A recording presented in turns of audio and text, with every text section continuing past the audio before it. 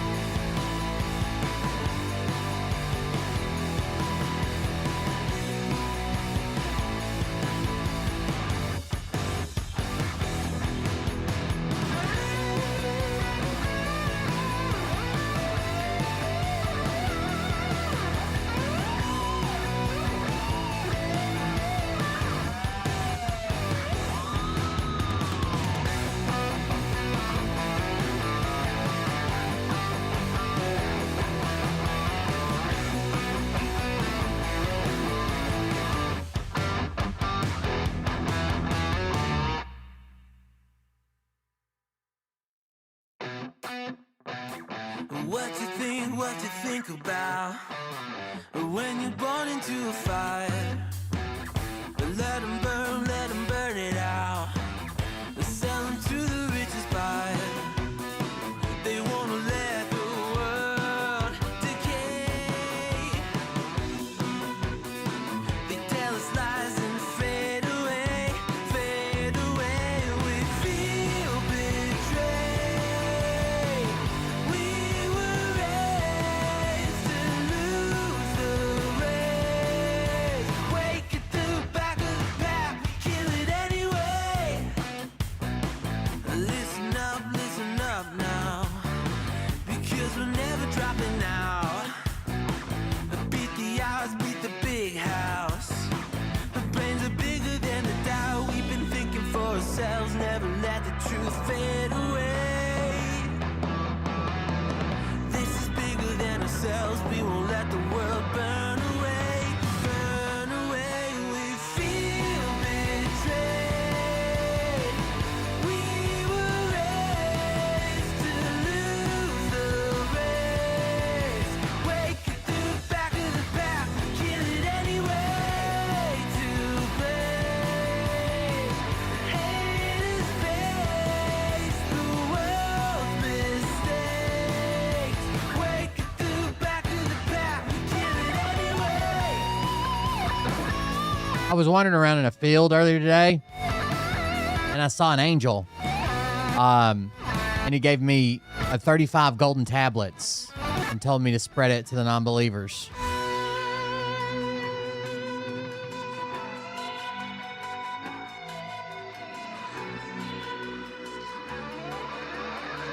I don't know. Should I proceed? And we feel betrayed.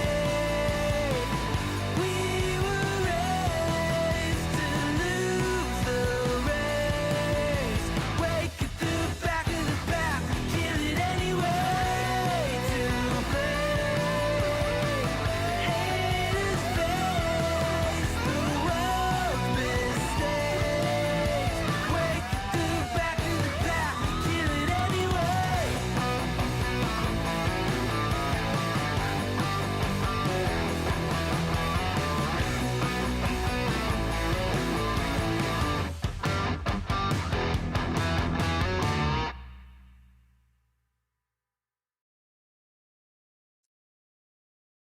Okay, no one believes my Joseph Smith story. Got it.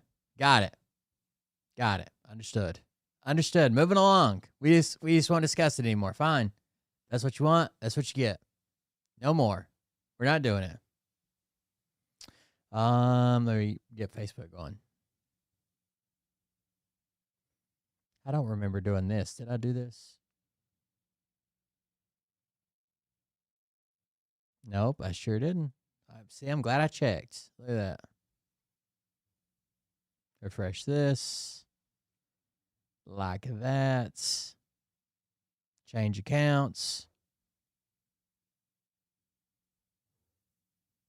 Phil is the spy of our time. Like, if there was a movie about him as a kid, it would be Spy Kids.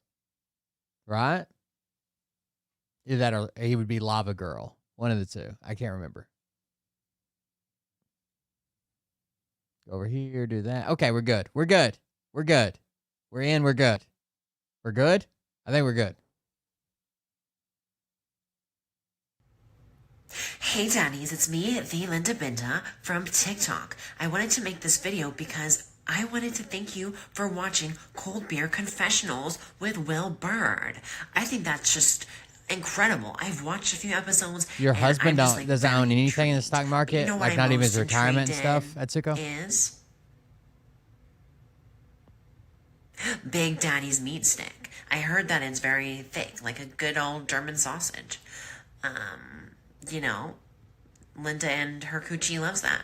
Oh, never mind. Let's not go there. Anyways, I hope you have a good show and enjoy it as you can. There's a lot of weird things that go on, especially when it comes from the realm of Linda Bindaland. So, enjoy the show. Oh, Thanks okay. for I got watching. you. I was sure that he would have at least some. Welcome, everybody. I am Will Bird, and this is the Cold Beer Confessional. Thank you for joining us. Atsuko tries to lay low, but her husband is actually the governor of Tokyo. So don't let her hide it from you anymore. He is, his name is John Tokyo, actually. I think it's like a family government deal together, bonded, something. Anyways, thank you guys for joining us. I'm Will Bird. This is Cold Beer Confessional. If you want to support the show, that's how we keep it going.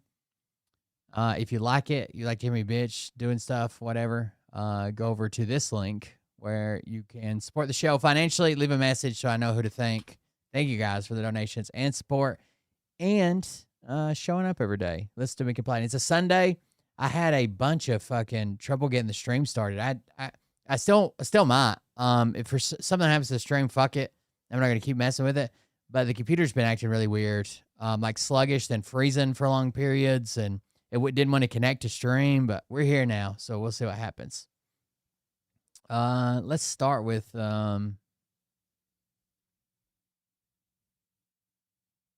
Erica Kirk. So you guys saw the Druski skit. I showed it on the show, right?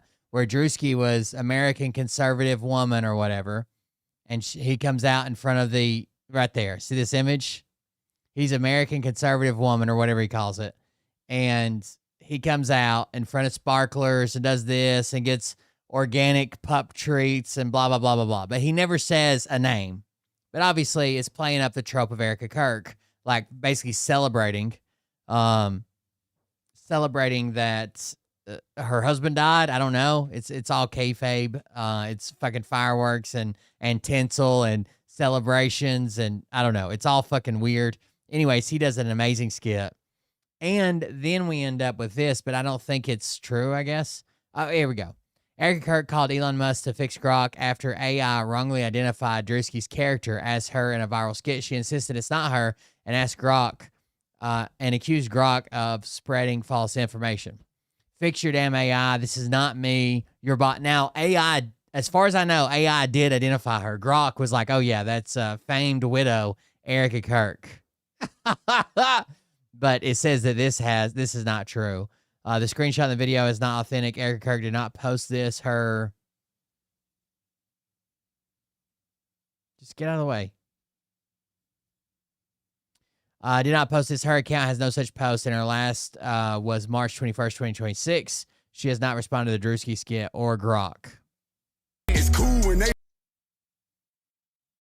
I think it's just music and a screenshot, but that's not what I'm looking for. What I'm looking for is... So supposedly she called Elon Musk. That doesn't seem to be true. There was another response that she made saying that her... Hold on. Let me see if I can find it real quickly.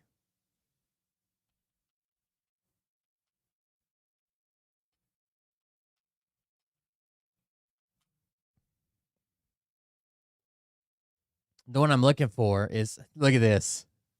Someone says Druski needs to fucking chill. Check. Look at this. Anything to destroy women.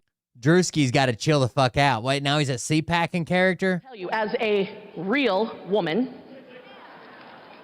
that the left would do anything to destroy women's rights in this. This is what a real woman looks like. Boys and men in our locker rooms.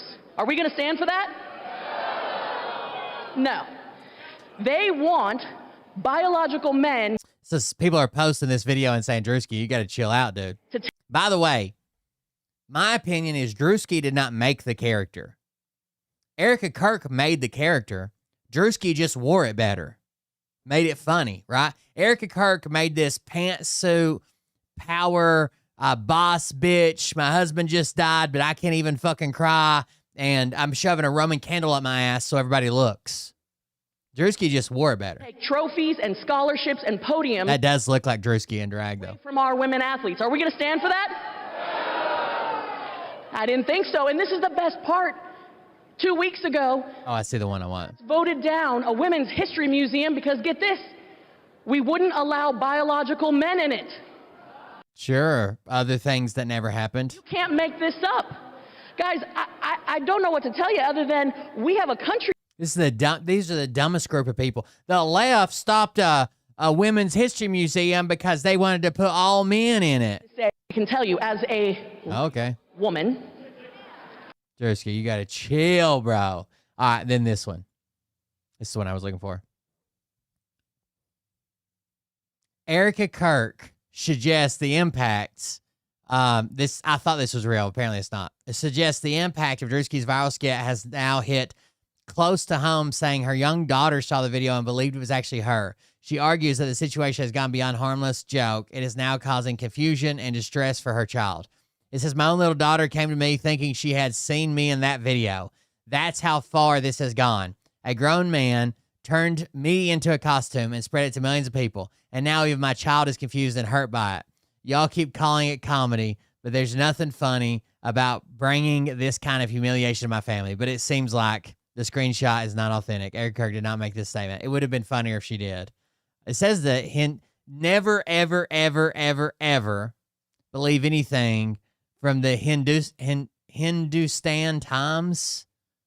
This is like the most bullshit website that's ever existed. I always see it. Always picks up on the shit that you... Being widowed, being roasted. Damn. I didn't even know that J.D. Vance liked Coldplay. That's wild, huh? Grok thinks that J.D. Vance and Erica Kirk are oh, god damn. Oh, God. Grok thinks that Charlie Kirk and Erica Kirk and J.D. Vance are siblings. Oh, God. Dude. I need to up my Blueberry budget.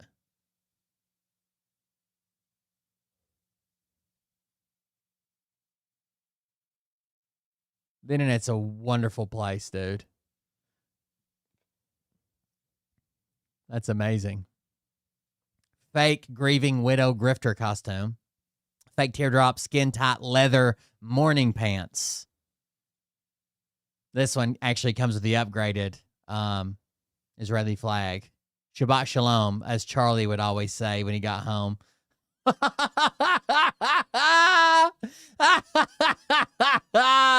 Now her kid's going to think that she's Trump. Stop confusing the kid. Jesus Christ, take care of the children. Protect the children of all the things that never happened. This never happened the most. Oh, dry them tears.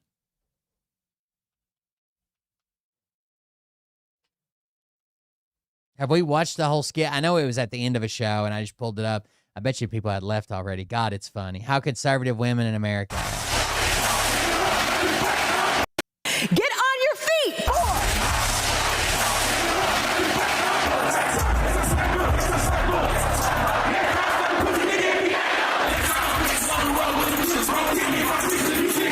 if anything, I think Druski's people underestimated the pyrotechnics. They probably could have spent another 20 grand on pyrotechnics and gotten close.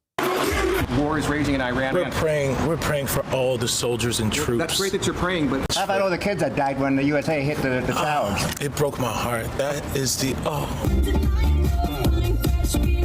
Oh no. California girl, surely not. I'm sure you heard the real Erica Kirk is in Gitmo. righteous God. Oh, the eyes. That's why we say our prayers. And we are all his children. Erica Kirk did argue that if she went around in blackface, that they would call her a racist. But when I say children, I mean like the holy blessed Trinity, which is why I hold the Bible. Get on your feet. The widow of the year. Sweet cream foam chai ice matcha. And Bella will have all organic puck cup. His lips are so big and her lips are so thin, they had to put like, it looks like fondant on a cake. I mean, it's some type of makeup to cover like his lip texture to make his lips smaller. organic. But it looks like fondant on the edge of the cake. Look at it. They had to make this fake lip.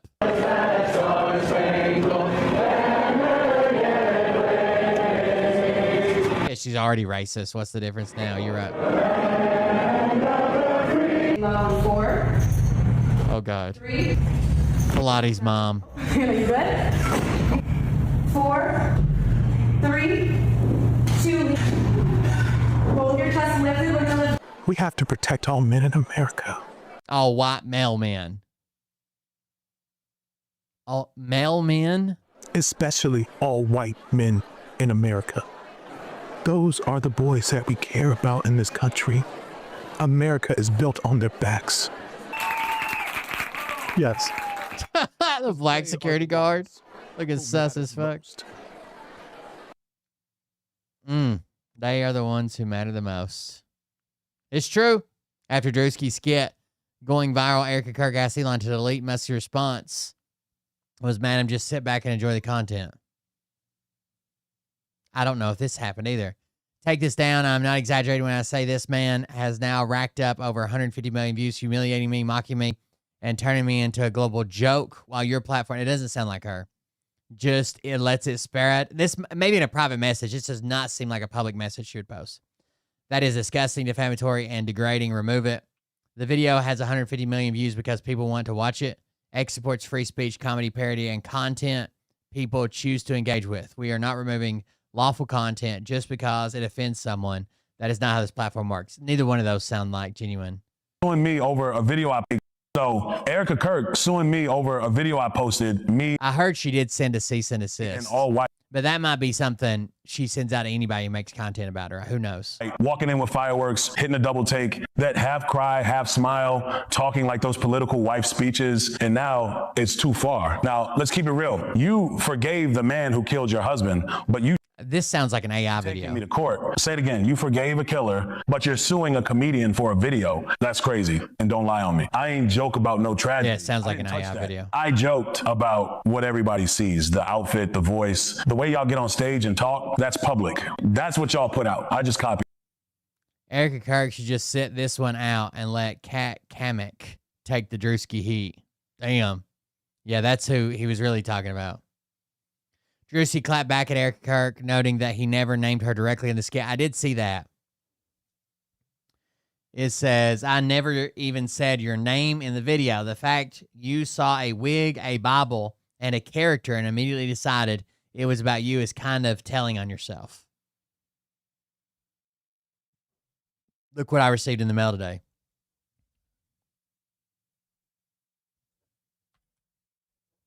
I want to go to his page. He does make a bunch of funny stuff. He's the guy that dressed up like a redneck in overalls and went to the NASCAR race or whatever in whiteface. It looked like he had fun, to be honest with you.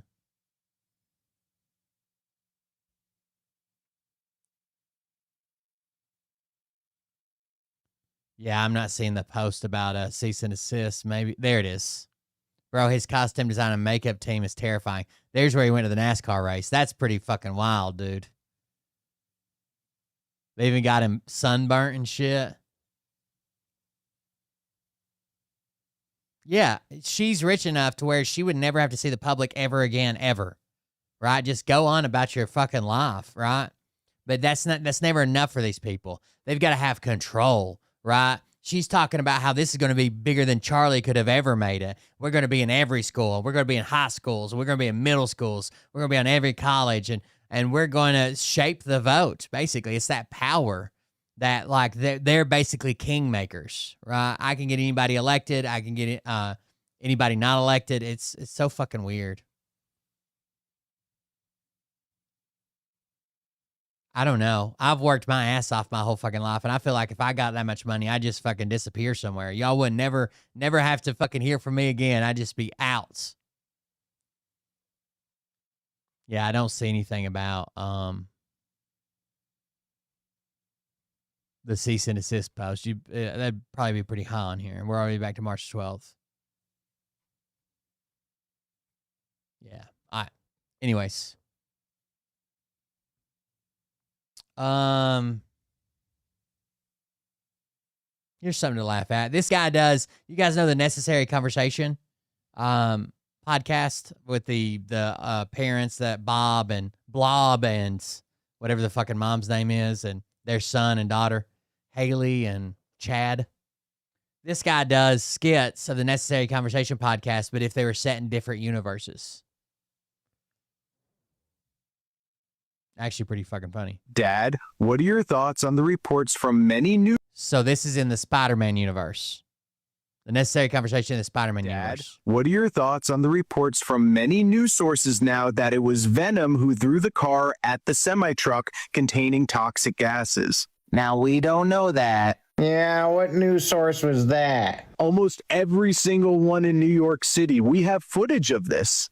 I did my research, and the Daily Bugle just reported that it was Spider-Man who did it. Of course they did. It's always Spider-Man's fault. Yeah, sorry you don't like legitimate news sources. Dad, we know that J. Jonah Jameson of the Daily Bugle has an agenda for reporting false claims about Spider-Man. Wasn't Spider-Man also covered in that black syrup stuff, too? How do you know he's not Venom?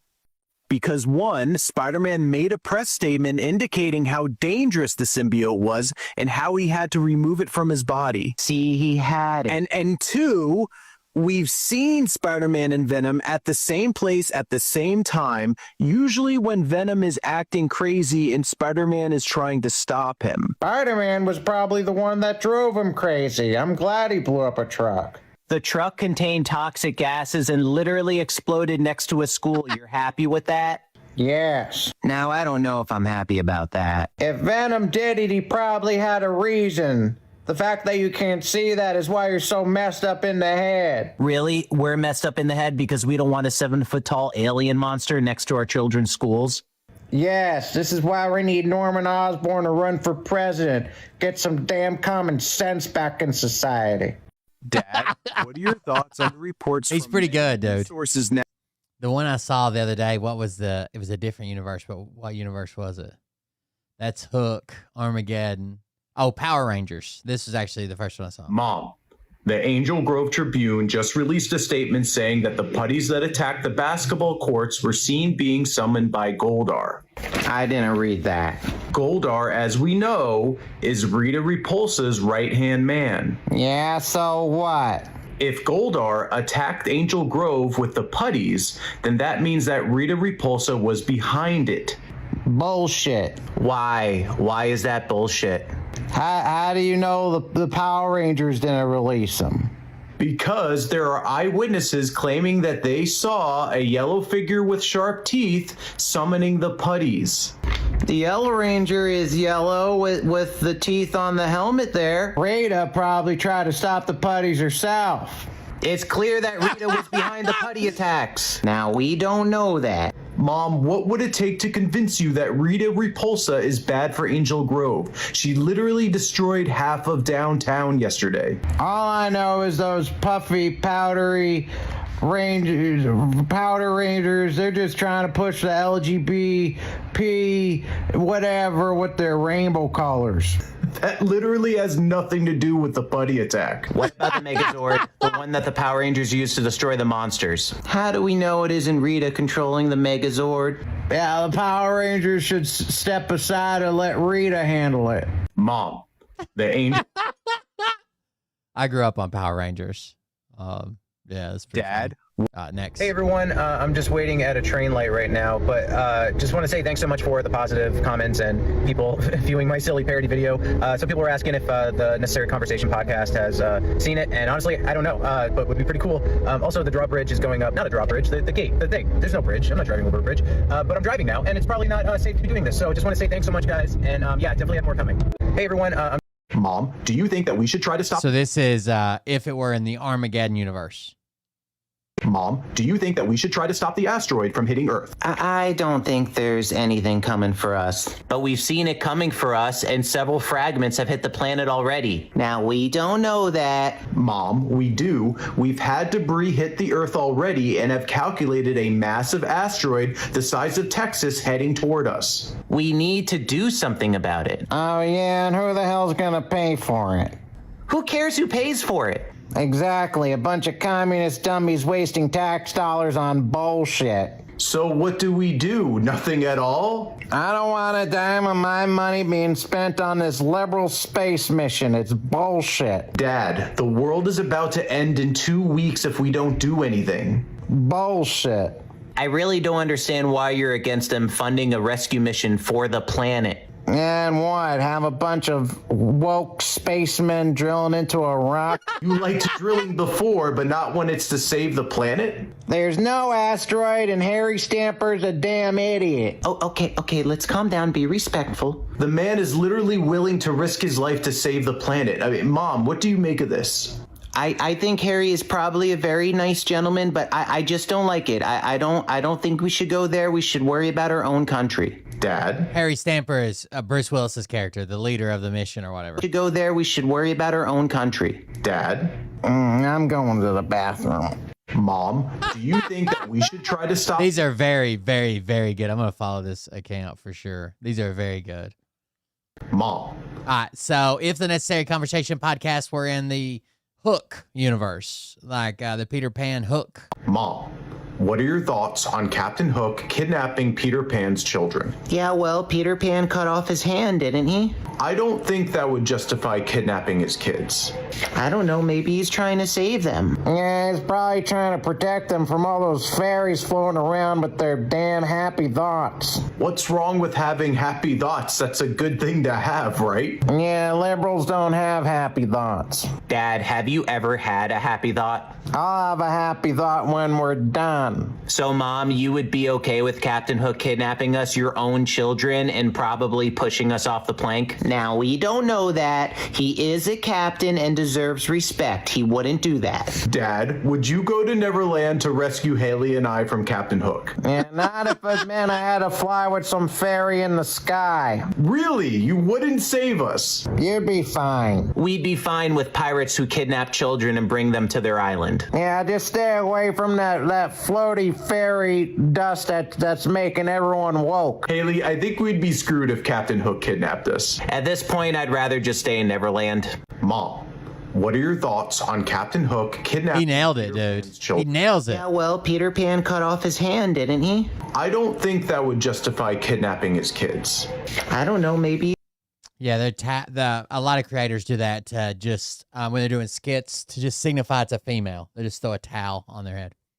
He's trying to save them. Yeah, he's probably trying to protect them from all those fairies floating around with their happy happy thoughts. What's wrong with having happy thoughts? That's a good thing to have, right? Yeah, liberals don't have happy thoughts. Dad, have you ever had a happy thought? I'll have a happy thought when we're done. So, Mom, you would be okay with Captain Hook kidnapping us, your own children, and probably pushing us off the plank? Now, we don't know that. He is a captain and deserves respect. He wouldn't do that. Damn, he's good at this. Would you go to Neverland to rescue Haley and I from Captain Hook? Yeah, not if it meant I had to fly with some fairy in the sky. Really? You wouldn't save us? You'd be fine. We'd be...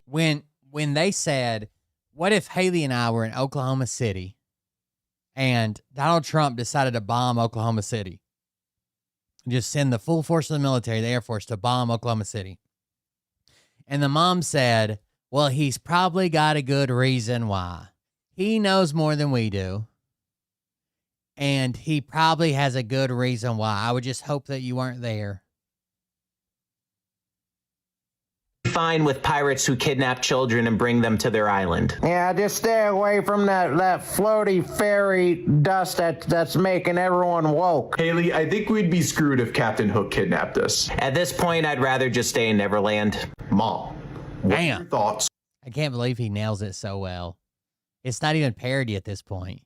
It's just like, yeah, that sounds like something they'd fucking say. What other content is he? Holy fuck, what is this? I quote her all the time where I'm like, fair share. For sure. Fair share. I say that all the time now. Fair share. Like, she was the flower child hippie back when she was first created, right? Kind of amazing how that personality still exists. I quote her all the time where I'm like, fair share. I don't know who that jokes is the segment where we write jokes for each other, and neither of us have seen them before. It makes it really fun, bud, and it makes the delivery in our head pointless because the other person has no idea what they're reading. No clue. Heath is back, Cool baby. Jokes is the segment where. All right.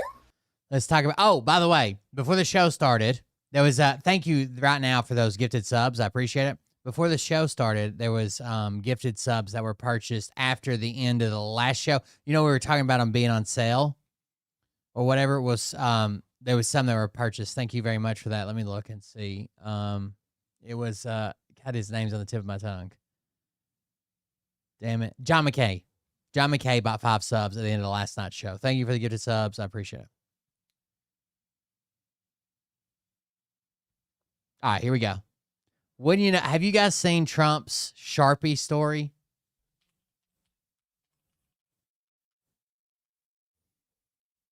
About his special made. Just watch. You know what it is? I don't want to give them too much publicity, but they do treat me well, Sharpie. So he's using these big Sharpies right now, and a lot of people are talking about it's part of his cognitive decline. He's using these big fat Sharpies. He even struggled when he was signing that replica guitar at Graceland the other day, which is weird. He's at Graceland in the middle of the war with Iran, but whatever.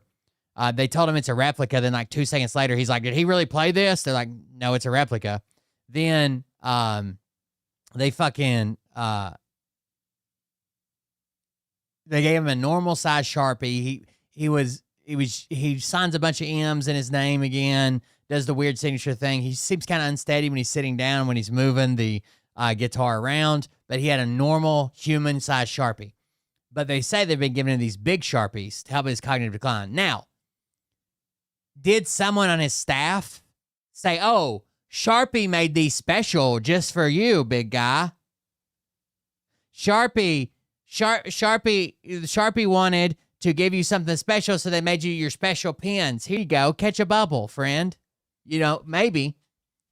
But this story is just wild. The story he tells. You know what it is? I don't want to give them too much publicity, but they do treat me well, Sharpie. See this pen right here? This pen is an interesting example. It's the same thing. So this pen is very inexpensive. It's a lot fatter than a normal one without being like gigantic. You know what I mean? Like, it's like they had to upsize it some, but they didn't want it to be so obvious. But it writes well. I like it. But I can't have the pen the way it was. You know what it is? I don't want to give them too much publicity, but they do treat me well, Sharpie. So I came here. They have $1,000 pens. And, you know, you hand pens out. You're signing and you hand them out. You're handing them to all these people. Sometimes you have 30, 40 people. And they were $1,000 a piece. Beautiful pen, ballpoint. 1,000. It was gold, silver, gorgeous. But I'm handing out to kids that don't even know what they are. What is this, Mommy? This is kids. They're getting a pen for $1,000. They have no idea what it is. And I feel guilty because I'm like, you know, I'm by nature. I don't, you know, it's the government. I love the government. Like I love myself economically. I want to save money. So I'm saying, this is crazy. And it had another problem. They didn't write well. So I take it out and I sign and there's no ink. And I got all you people looking and you say, there must be something wrong with Trump. And I'm signing and there's no ink in the pen and it costs $1,000. This one, I called the guy. I said, I'd like to use your pen, but I can't have a gray thing with a big S on it saying Sharpie. As I'm signing a $1 trillion airplane contract to buy brand new fighter jets, brand new B-2 bombers, of which we just ordered plenty. Shocked, the head of Sharpie. Yeah, he's the best, most retarded president we've ever fucking had. Sure. He gets off the cuff. I don't even know who the hell he is. Trump with full-blown dementia is awesome. He said, is this really the president? He said, no, you don't have to pay me, sir. This is such an honor. I said, no, I want to pay you. And he said, what would you like to pay? I said, how about $5 a pen? He said, that's all right, whatever the hell we agreed to. It's peanuts. As opposed to 1,000. But the bottom line is, they're better pens. It's a business story. So for $5, it could be zero, but for $5, he's right. He made this whole story up. None of this ever happened. How could he be right about a story he made up? I get a much better pen than for $1,000. And I can hand them out. And actually, they become hot as a pistol. So what can I tell you? Now, with that, could I give it to, please, a man who's done a great job at Treasury? Good luck, Scott. Well, sir, as always, you're a tough act to follow. You know what it is? I don't want to give. It's so wild how they all have to sit there and act like he's funny, act like he's intelligent. There was a video of RFK claiming, let me see, I can find it on Twitter.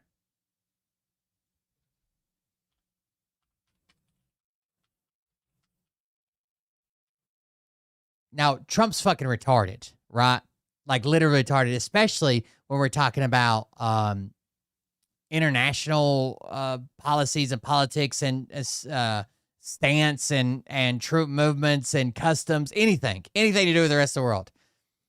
RFK claims that one of the first times he met Trump, they were on Air Force One eating Big Macs, and someone mentioned the Middle East.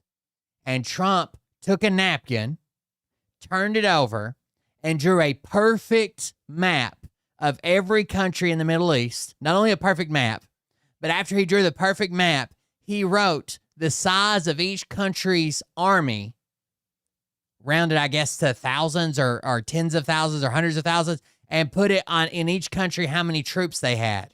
Listen to this bullshit story. He has encyclopedic molecular knowledge on this wide range of very, very eclectic. They're trying to troll. It doesn't work for them, but they're trying. Interest, music, Broadway. The story's made up according to who? Sharpie, that came out and said this never happened. None of this ever happened. We don't know. We don't have any idea what the fuck he's talking about. And when they asked the White House refused to clear any of it up. So it never happened. That's how. Molecular knowledge on this wide range of very, very eclectic interests. Music, Broadway shows, pro wrestling, football, every sport, golf, and business and Wall Street. He knows how everybody made their money and what deals they made. And he tells stories all the time about it. It's just one after the other. And one time during the campaign, I was on the airplane with them, and we were sitting across the table from each other, eating McDonald's, drinking Diet Coke. And listen here. We started talking about Syria, and he got a plate. So we just started randomly talking about Syria over McDonald's. And he turned it on its back, and then he took a Sharpie and he drew a perfect map of the Mideast. And then he put the troop strength of every. They try to troll by just doing the stupidest shit. Like someone said, oh, we want universal human rights for everyone. And then the first question is, even the Somalis? A lot of people don't like them, but I'm glad you do. Hey, that's not a normal fucking human conversation, right? They don't, right?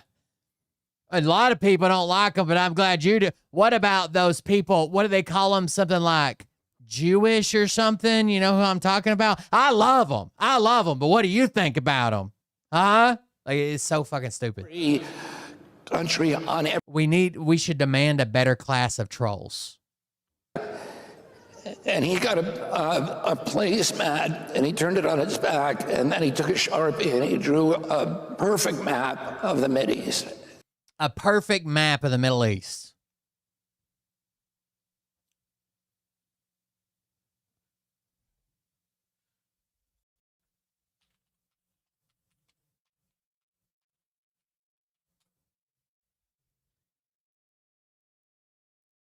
I have a buddy who's a geography major. And from memory, he's like, I don't know that I could draw. I mean, like, I could probably get most of the countries. I don't know that I could draw a perfect map of the Middle East. If you show me a map and point to the countries, I can tell you every country on most countries, right? 99.9999% of the time, I can show you the countries, right? I don't know that I could draw a perfect map of the Middle East. But Trump did, from memory, while eating McDonald's on the back of a placemat. And then he put the troop strength of every country on every border on that. Every country that surrounds Syria, he put the troop strength of every country on every border in the Middle East. Map, and it just, it challenged a lot of the assumptions that I had been told about him. He has, he has this. The same guy that the last military administration was lying to because of the stupid ideas he had for the Middle East. It's like, oh yeah, I know every country, drew a perfect map, know down to 1,000 how many troops they have in their army, where they're at. And he's like, RFK's like, I always thought he was retarded, but he did that, and now I don't think he's retarded anymore. Extraordinary depth of knowledge about. Trump said he does not draw. He does not draw. He never draw. I never write pictures, ever. What's happening in each one of the agencies, my agency and the others, and and then he has right. They had several different agencies have reported problems with even getting him to pay attention to his daily briefings. So they've tried to spice it up and hide little congratulatory excerpts in his briefing so he actually fucking pays attention. Right? Oh, and by the way, we're thinking of making a new award for you as long as you finish listening for the last 3 minutes of this briefing, big guy. And then they have to move to video and slideshows because he can't even listen to the president's daily briefing. But he knows he drew a perfect map of the Middle East and all the troops there. Got it. Are making good choices. Yes. Well, I have to say that it's sad that they have to sit there and kiss his ass at CPAC and Trump didn't even show up. And I would say this. I think my uncle, John Kennedy, understood the use of power better than any president who's preceded them. I think Donald Trump understands the use of power better than probably any president that we've had, at least since Roosevelt and maybe in American history.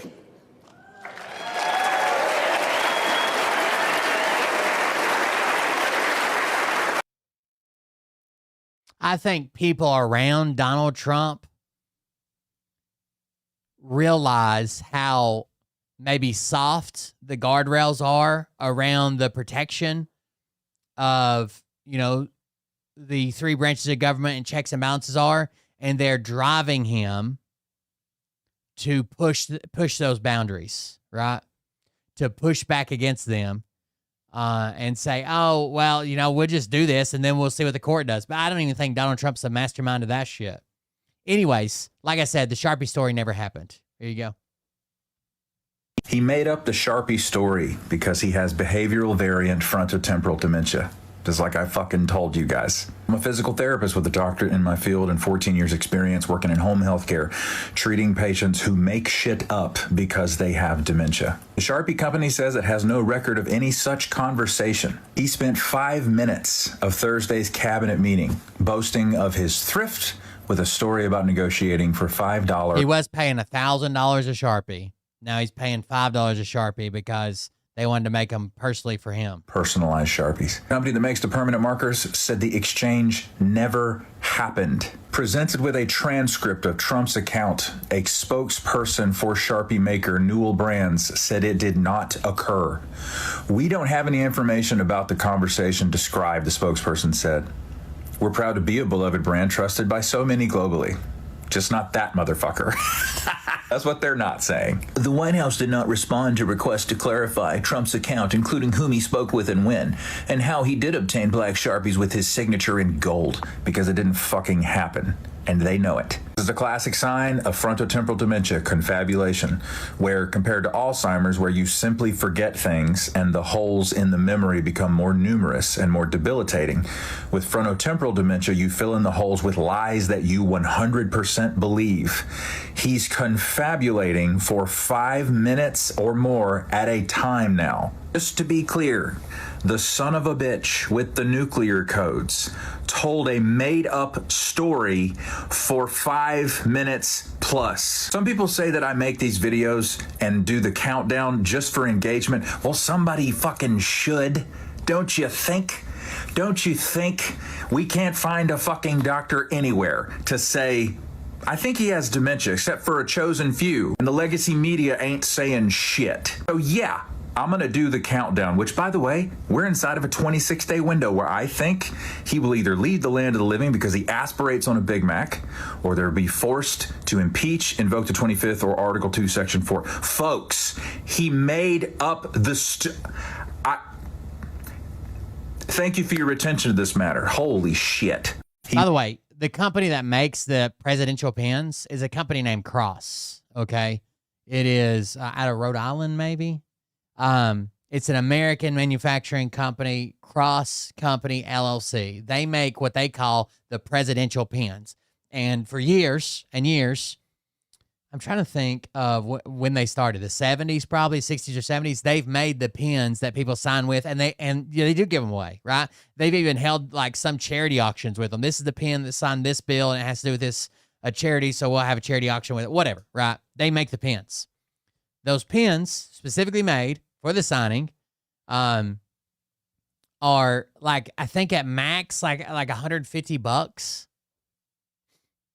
It's a specific line just for the president and the presidential stuff and blah blah blah, right? And you might say that's overkill, it's whatever. It's a ceremonial thing, whatever. The point is they don't cost $1,000. Could you imagine? He says that sometimes you have 30 or 40 of these pins and they're $1,000 a piece. No, $40,000 fucking dollars is what you're claiming.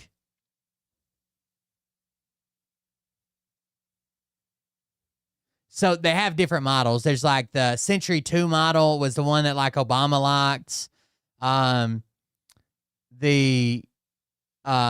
The other one was called the Townsend model, maybe. I don't know. I read about this earlier when we were looking it up. And none, I don't know. He just makes up fucking lies. And I don't know if it's his administration like feeding him little snippets. Like, here's your special marker. You know, Sharpie made this special for you. And then he adds details like, oh, we were paying $1,000, but I can tell him we get it. What's this worth? $5. I'll tell him we get it for $5. And I don't know what's going on, but it's definitely a fucking lie. So I used to be MAGA, and I'm telling the story about how I escaped. Same, bro. Same. I used to be MAGA. Is level 1 autistic and inattentive ADHD. She got late diagnosed in her late 30s after we'd been married for like a decade, and we already had a small child. Ooh, I think Mariah's like this. How do I get her diagnosed? We've actually been making content together for several years on another channel.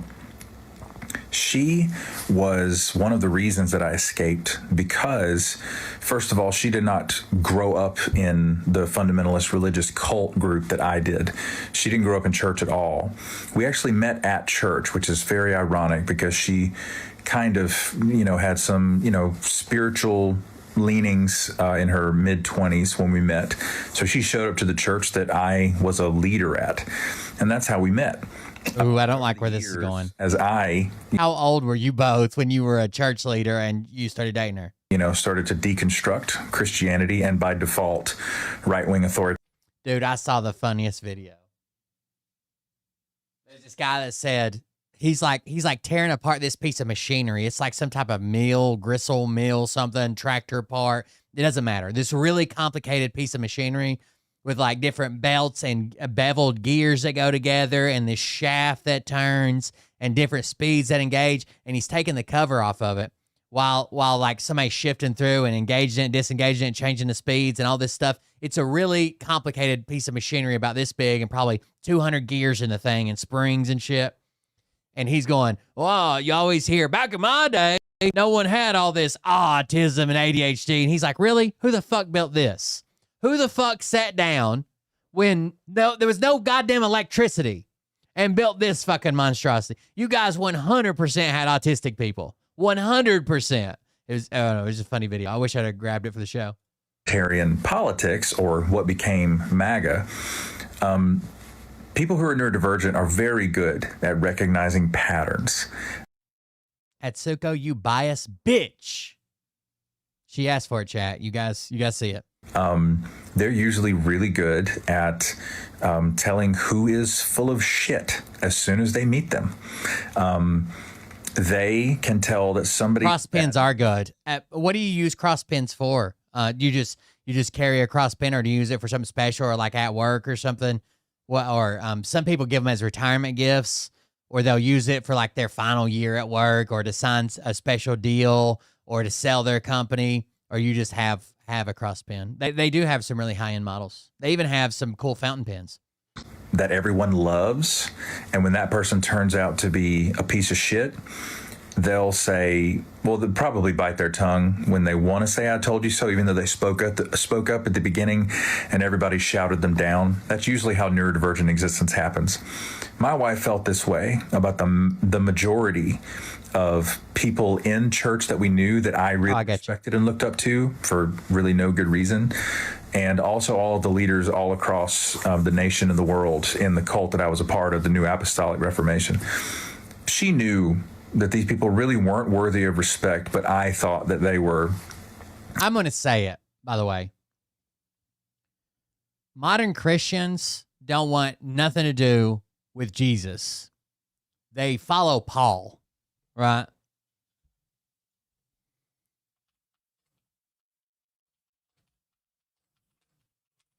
And they love to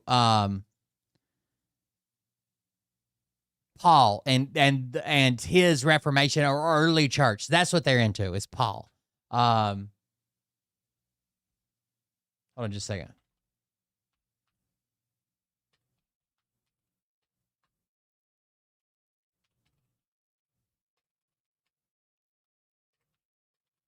Everything they quote, everything they give unto Caesar what's Caesar, this, that, the other, everything they bring up has to do with fucking the Apostle Paul. And Paul was kind of a bitch. I'm gonna be honest with you. He's like, oh, we gotta listen. We gotta listen to the Romans. We gotta do what the Romans said. It's their land. They're in charge. We gotta do what they say. Right? We don't want to make any waves. They still fucking killed him. He probably should have stood up and resisted a little bit more. Heroes. So as I began to deconstruct all this stuff, she was like a rock of stability during the whole process, because Paul did sees the world. Romans, Galatians, Ephesians, Philippians, Colossians, 1st and 2nd Thessalonian, 1st and 2nd Timothy, Titus, Philemon. Paul wrote a shit ton of the Bible. World as it is, the vast majority of the time. She sees people as they are, not who you want them to be. She doesn't see situations as she wants them to be. She sees situations as they are. So marrying a neurodivergent woman who I didn't even know was autistic or ADHD at the time that we met, it actually ended up being something that saved me, saved my mental health, saved my emotional health, and helped me rebuild myself from the ground up after I had to tear my identity down to the studs. Thank you for your attention to this matter. So I used to be MAGA. I guess now we The know. president said he wants to talk about sex because he has frontotemporal dementia and his brain is shrinking inside of his skull. I'm a physical therapist with a doctorate in my field and 14 years experience working in home health care treating patients with dementia who say the wildest shit. Very much, and I'm asked to take a few questions, and unlike other politicians, they would like the questions screened. I don't ask for screening of the questions. You can ask me anything you want. You can talk sex. You can do whatever the hell you want. I'm here for you.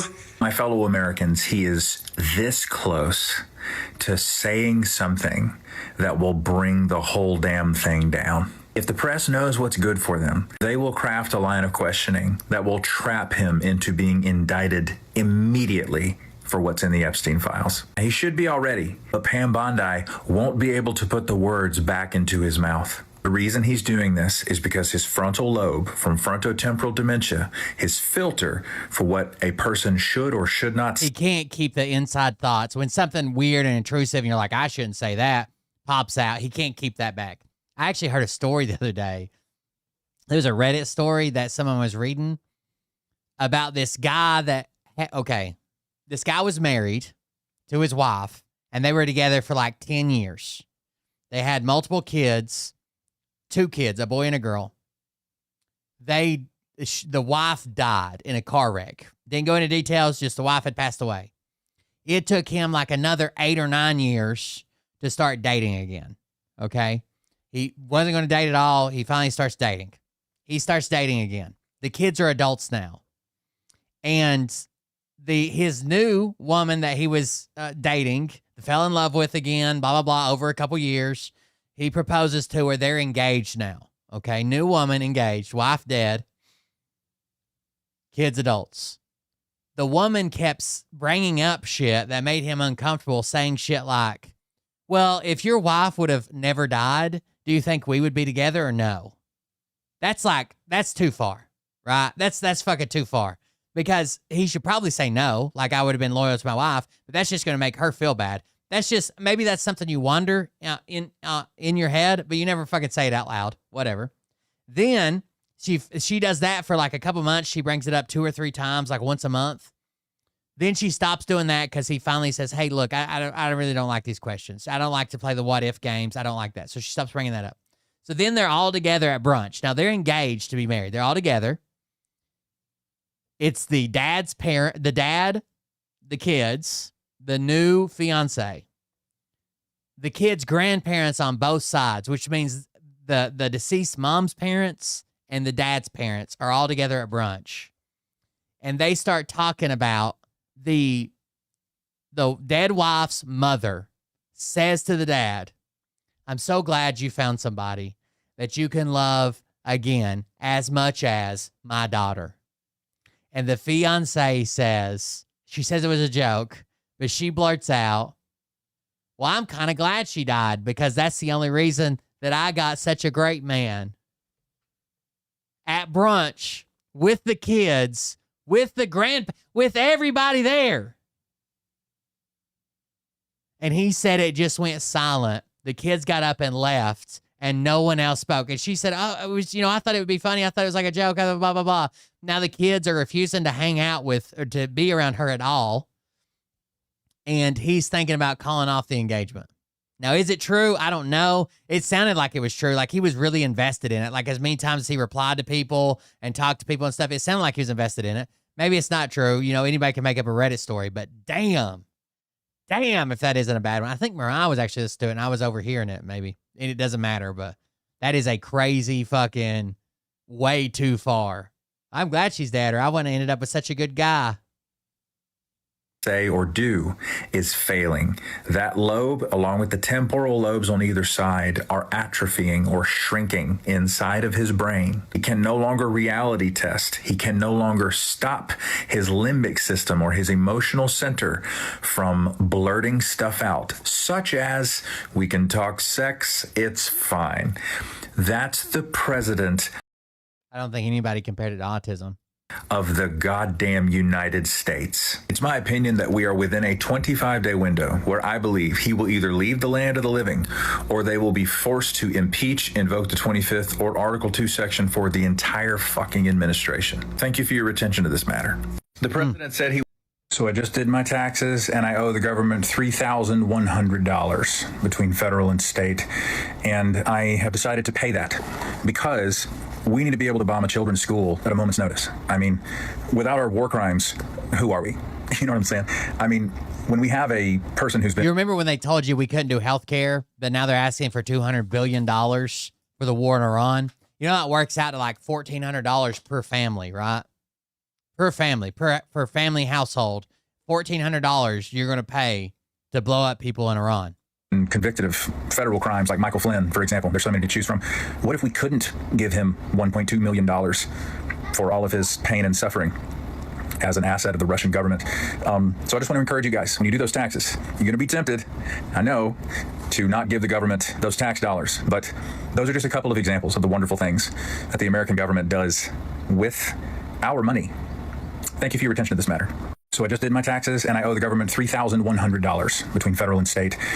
He made up the Sharpie story because he has... that's the one we just watched. Who has dementia. I wanted to see if there's any more. Dementia Don and his pens. About Sharpies. And then a cabinet meeting broke out. I'm a physical therapist with a doctorate in my field and 14 years experience working in home health care treating patients with dementia who ramble about random shit, just like the president. I did do work out This pen is an interesting example. It's the same thing. So this pen is very inexpensive, but it writes well. I like it. But I can't have the pen the way it was. You know what it is. I don't want to give them too much publicity, but they do treat me well, Sharpie.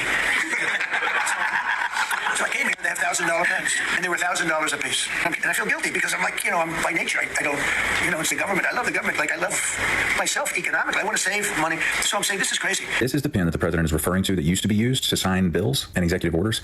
It's made by a company called Cross. On their own website, they call it the pen of presidents. Now, their most expensive model is $900, which is fucking crazy. But this pen is not the official presidential pen. The official one is this model, which is $265, not $1,000. But the point is, he's confabulating because he has frontotemporal dementia. For the holes in his memory, he fills them in with lies that he himself believes. Because he's a malignant narcissist, he wants to present himself as someone who's saving the country money, even though he has stolen billions of dollars from the United States taxpayers. It's wild how much money his family's made. While they're saying the Biden crime family and Hunter Biden and Ukraine ties and Russia and China and blah, blah, blah. It's wild. Like, it's like this time in, he's just like, fuck it. What do we have to lose? Let's go for it all.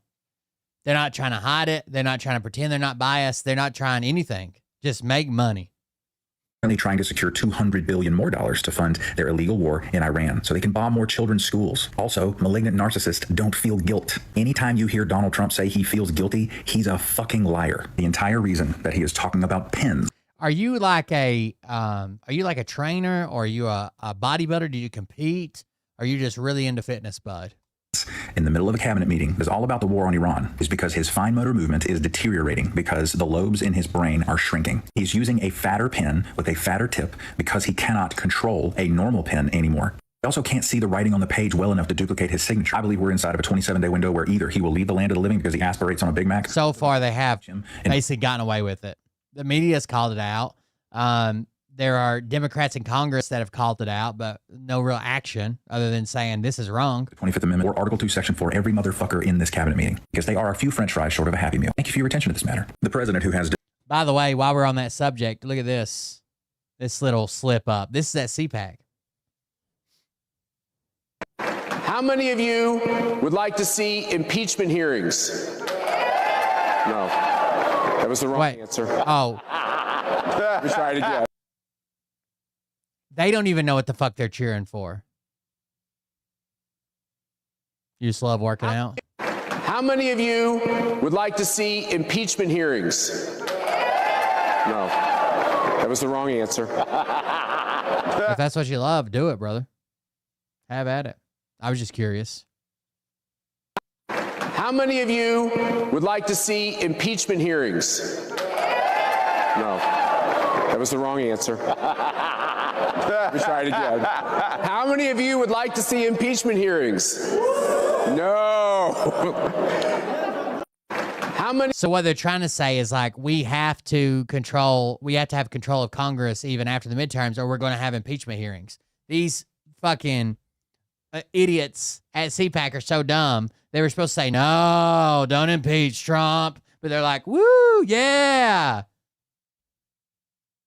Any of you would like to see... Basically, his kids bought up all the, what would be refunds for the tariffs from the companies for pennies on the dollar, and then they'll get the refunds, right? They bought the right to the refund. Basically, they went to companies and said, look, you may get a refund, you may not, but either way, we know it's not coming for a long time. If you want some cash right now for your $100,000 of refunds you may or may not get, I'll give you $10,000. Boom. They took or $50,000 or whatever. They took the money, and now they hold the receipts. So if refunds are issued, a bunch of them are going to Howard Lutnick's kids' investment firm. And it seems like something so silly to bet on. If you thought they were legal, if you thought they would withstand the courts or whatever, it'd just be pissing money away, right? If they didn't know that there was going to be struck down in court, right? If you had no idea and you thought they were valid and legal, this is literally burning money because there would never be a refund ever coming. So why would you buy that unless you had some type of fucking knowledge saying, oh, this will probably get thrown out in court, so we might as well bet on it, right? We may, worst case scenario is the court upholds it, whatever, and we lost this money, pennies on the dollar. Best case scenario is we fucking 100x our goddamn money. Impeachment hearings. No. That was the wrong answer. We do not want impeachment hearings.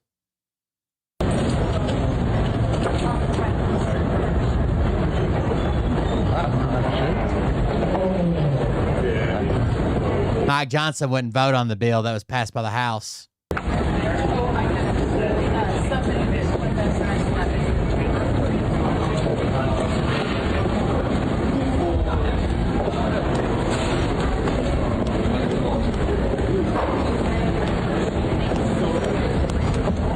I'm sorry, on the yeah, that's good.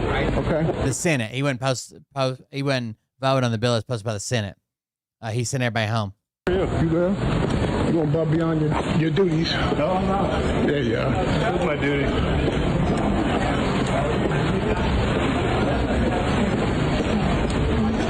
Voting to defund U.S. TSA, and then Marsha Blackburn's trying to sneak the fuck out.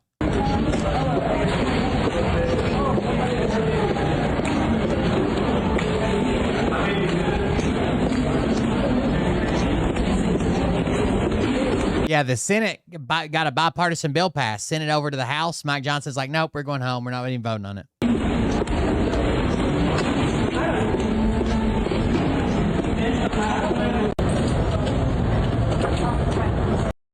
Dirty motherfuckers, dude. We all know now that Donald Trump can be pretty callous when we already saw this one. This is where he fucking is like, did you know this guy was going to die? He wasn't telling anybody. He was going to die. Airports have two types of federal agents watching the security lines right now. Unarmed, unpaid officers actually doing security checks, and armed, overpaid officers who have found a way to somehow make going to the airport even more miserable. The government's partially shut down again, the third time since Trump was reelected. But because of the president's signature legislation, the Big Beautiful Bill Act, ICE agents can still collect paychecks during shutdowns, even while TSA agents, who are part of the same department, cannot. It's all a part of this big black hole that is ICE funding. In addition to getting paid while everyone else has to work for free, Senator Adam Schiff has been investigating how much of their money is going into buying these untrained agents every weapon imaginable. We knew that DHS and ICE in particular was really ramping up their weapons expenditures, but we didn't have a sense of how much, and we found $144 million worth of purchases by ICE and Customs and Border Protection. That's more agents with tear gas, high-powered rifles, and even LRAD sound cannons at their disposal. And with a reduction demanded by the Trump administration, violence against civilians, including the deaths of 2 protesters and an unknown number of detainees, has increased at a dangerous rate over the past year. They've cut way back on the training requirements, they've cut back on the recruiting standards, and then you heavily arm them. It's a really dangerous mix. The far greater prevalence of weapons, the far greater prevalence of ill-trained ICE agents, and a leadership which has really not sought to put any constraint on the use of force by their agents has resulted in the tragic loss of life. But how they had to go around him to get the Epstein Transparency Act passed.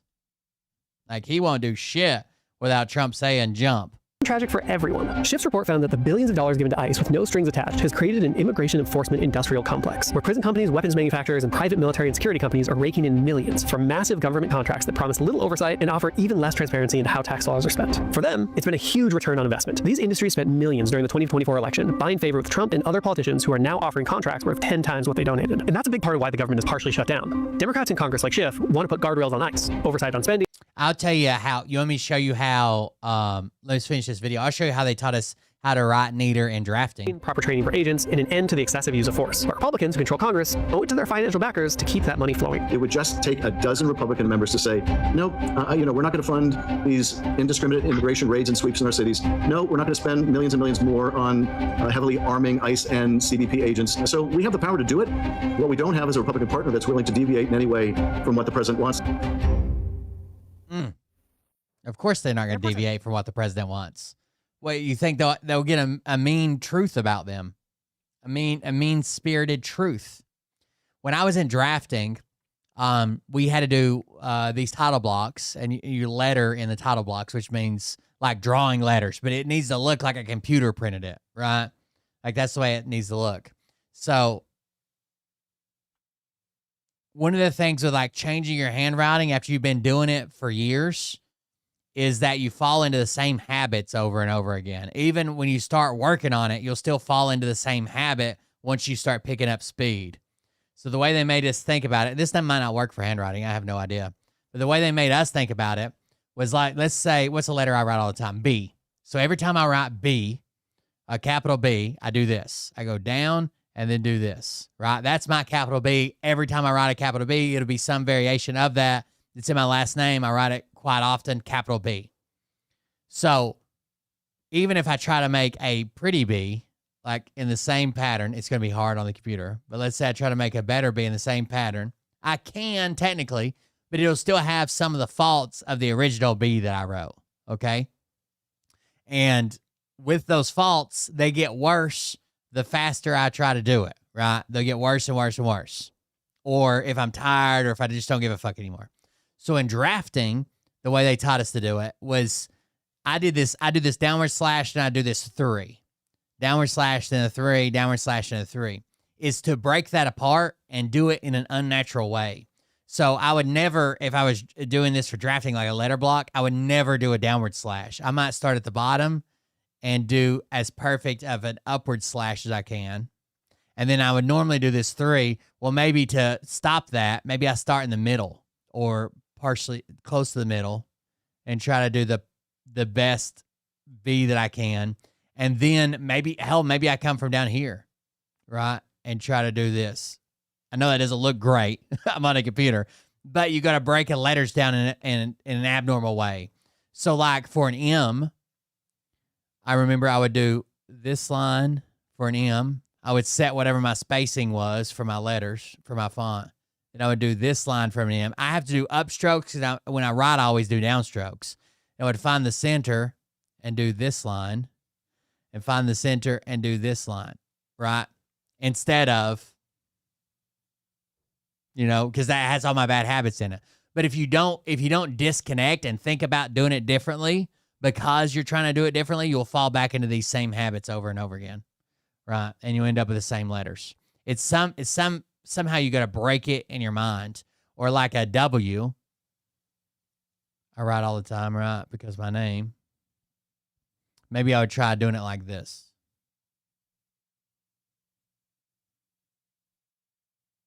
Just to break the pattern of, like if I was writing my name, I would do, right? I would just do the same thing over and over again. A U I would do backwards. A C I would start at the bottom. I do a lot of downstrokes when I write. I don't know if everybody does. I'm sure a lot of people do. But like even a C, I would always do like this, right? I would start at the top, and that is a big downstroke. But if I was going to do a capital C or a lowercase c for lettering, I would have to start at the bottom, try to hit my marks and my spacing and my line, and take the habit out of it. Because you just fall back in the same habits. It's something you've been doing so long subconsciously that all those habits are like fucking ingrained in. It's very hard to get rid of them. So for me, it's a lot of upstrokes instead of downstrokes, but maybe you already do a lot of upstrokes in your writing already. So I have to do opposite strokes, and you would have to do the opposite. If you do a lot of upstrokes already, you would do downstrokes. I don't know. It's pretty hard. What's one? A G, maybe? So a G, if I had my spacing right, I would do this, then probably this line, right? Then I would probably start here and do an upstroke for a G. that looks better than this. You know what I mean? I don't know. Yeah, you're the stroke queen. We get it, Javier. Damn. What a fucking pick me in the chat. Am I right? Oh, I do strokes down strokes. Man, look at me. We get it. We get it. The phrase "Make America Great Again." I don't care. Then But if fine. that phrase sucks. Because if you don't break your habits, then you're still doing the same bad things that you always do, right? Why would you want to break the habit of smoking? I don't know.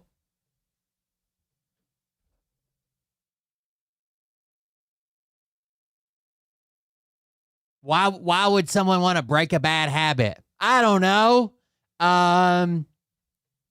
So they can brag about it on their live stream at Suko. Damn. God damn. The phrase "Make America Great Again." I don't care. Then But fine. if that phrase sucks, here's the thing. Like, first of all, America is great. Make America greater, I'm down.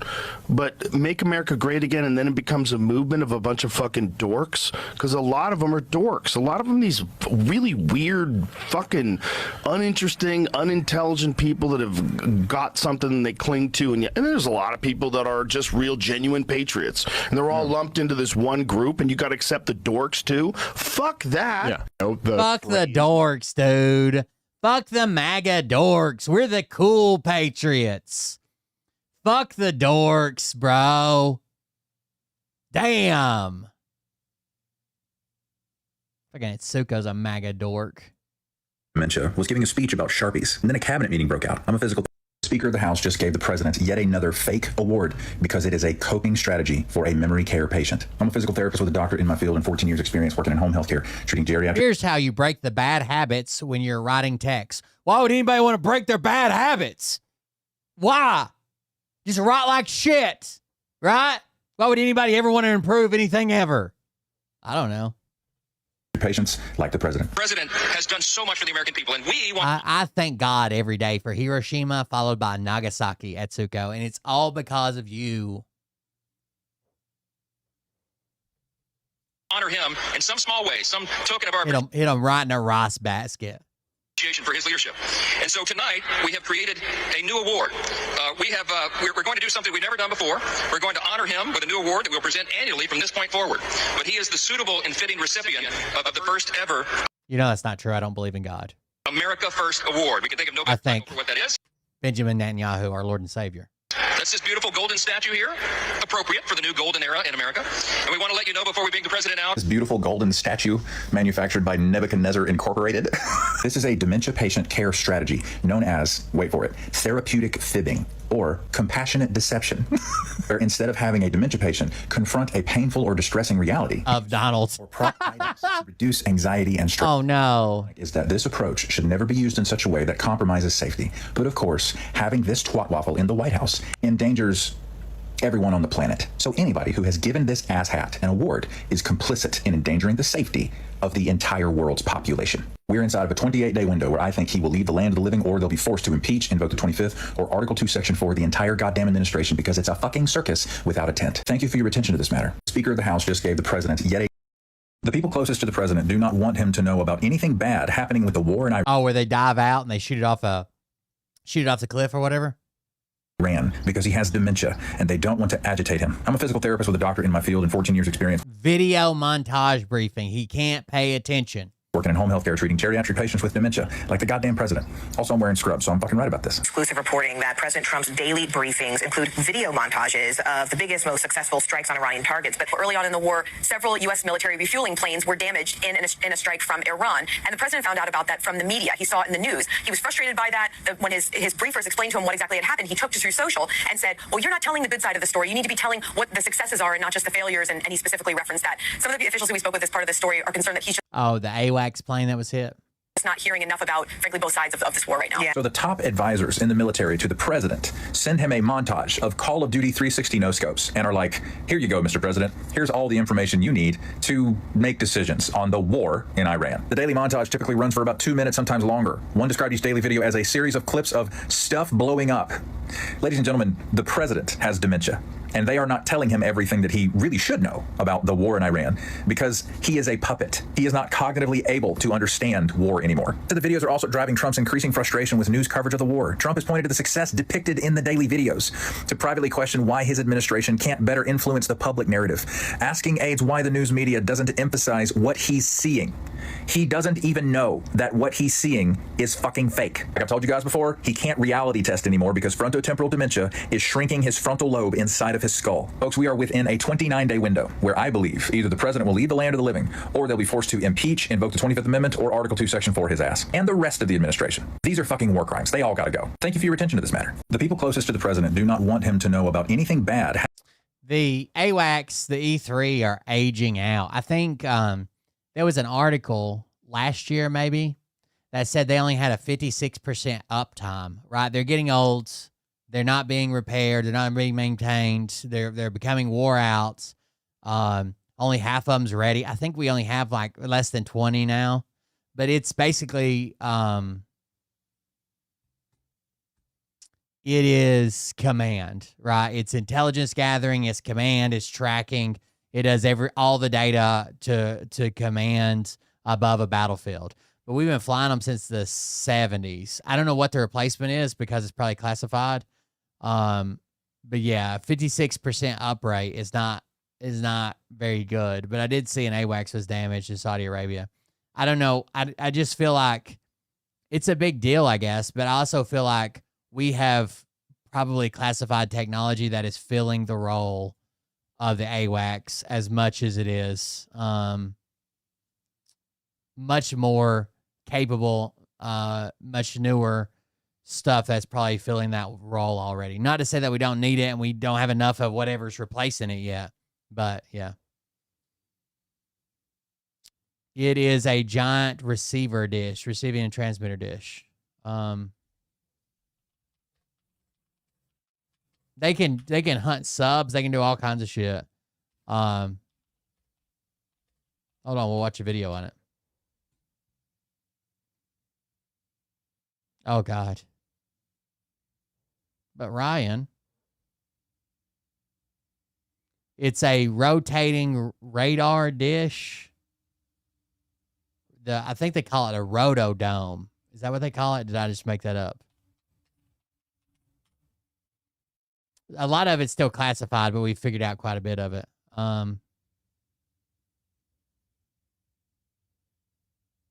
We'll look at the damage in a second, but let's start here.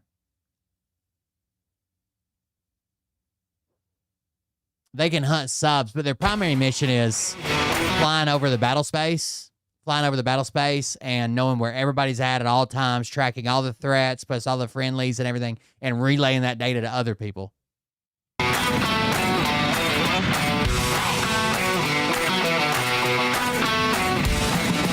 So if you've been following this channel for a while, you'll know that we've covered some pretty cool aircraft. However, I'm not sure anything has come close to providing as much battlefield capability as this thing right here. Yep, that's the E3. I feel like I made up the word rotodome.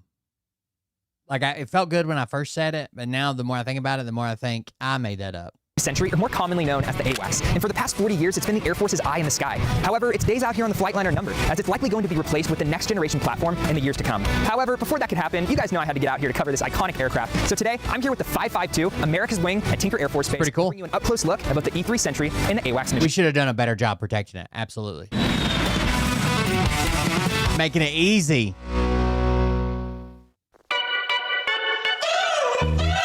There really are so many amazing things to talk about when it comes to this aircraft, but before we get too far, we better start with its mission. As an airborne warning and control system, or AWACS for short, the E3 is really just like a flying control tower. It helps identify the good guys. It's basically just got a bunch of office space in it. Versus the bad guys, and instead of being fixed on a specific area on the ground, the AWACS takes that capability to the sky, utilizing its massive rotating radar dome to detect everything in its path. But that's really just the beginning, because it takes quite the team to operate this thing. From the crew that flies it to the unit that supports it, there are so many people that all play a part in helping the AWACS accomplish its mission.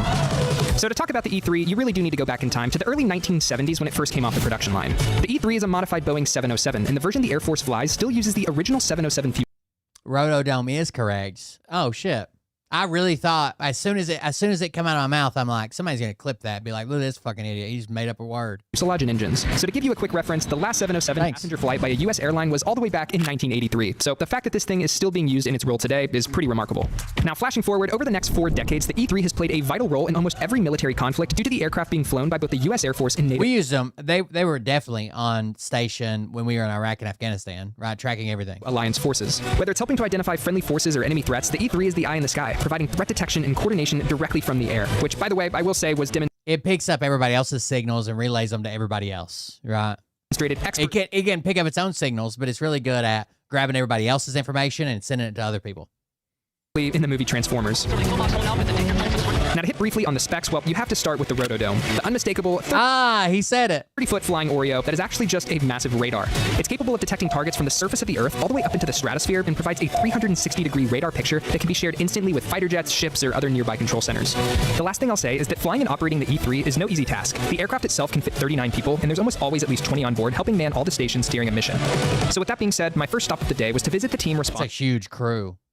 When you start thinking about even like cargo planes and shit have like 6-7 people on them. For one of the most challenging parts of the E3 mission, making sure it's fit to fly.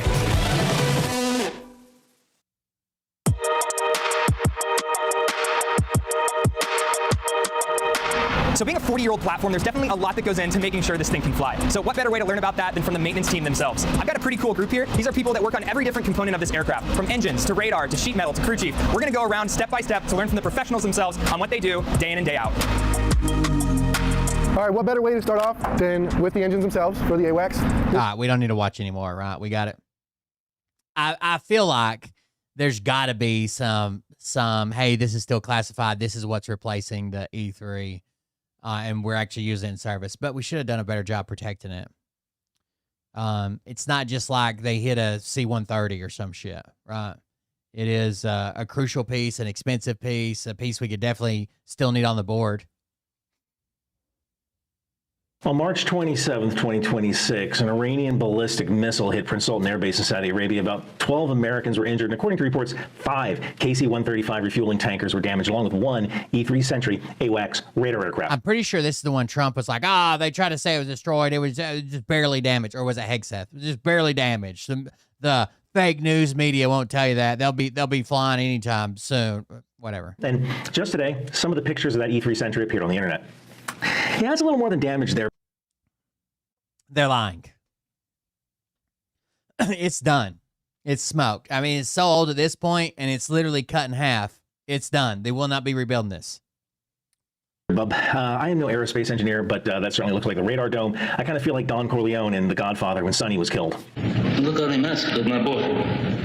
Yeah, we only built 68 of these things, and the last one was manufactured around the same time Batman Returns came out. So at this point, you might be saying, well, Ryan, why did the Air Force park such expensive assets wingtip to wingtip on a known military base? Did we learn nothing from Operation Spiderweb when Ukraine used small, cheap drones to destroy Russian bomber aircraft?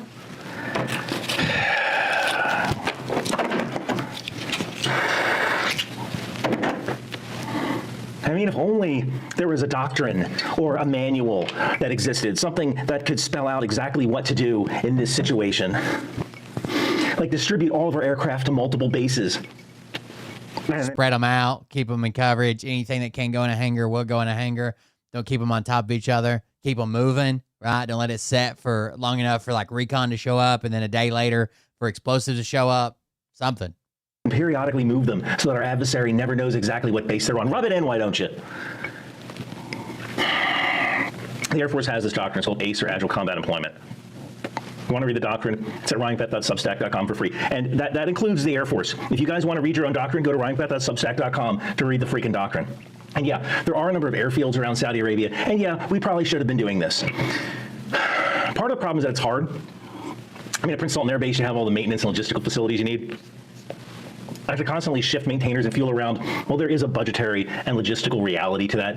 But if we don't practice it now, we're not going to be able to practice it when we have to fight China, right? That's the wrong time to practice it. The fact is that Ukraine has been working on this problem for years. That conflict has been going on for 4 years now, and we've learned nothing. Nothing. Why were 6 American soldiers in an unhardened command post killed? It's because we haven't learned anything from Ukraine. And I am a firm believer that nobody wakes up in the morning wanting to do a bad job. Nobody wakes up and says, I hope we lose 6 aircraft today, right? I want our maintenance crews working Saturdays. You know, Nobody wanted this to happen. But when the river runs red, take the dark road instead. Maybe that's about the Red Sea. I've always heard that. Either we couldn't implement ACE procedures for reasons of hubris, or we just chose not to. And both of those things are bad. This isn't about Iran being evil. We already know that. The real question is, why were high-value assets sitting still long enough to get hit?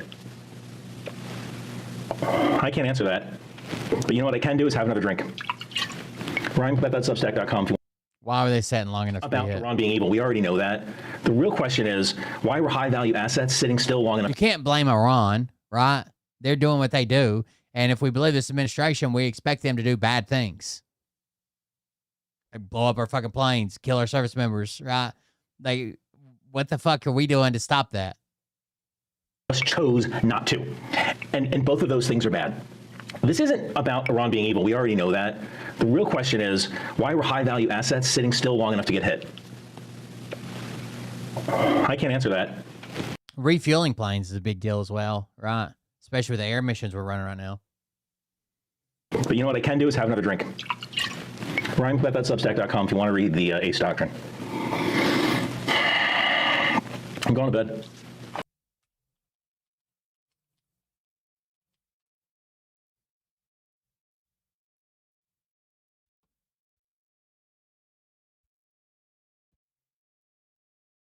Who knows? Why did we do it?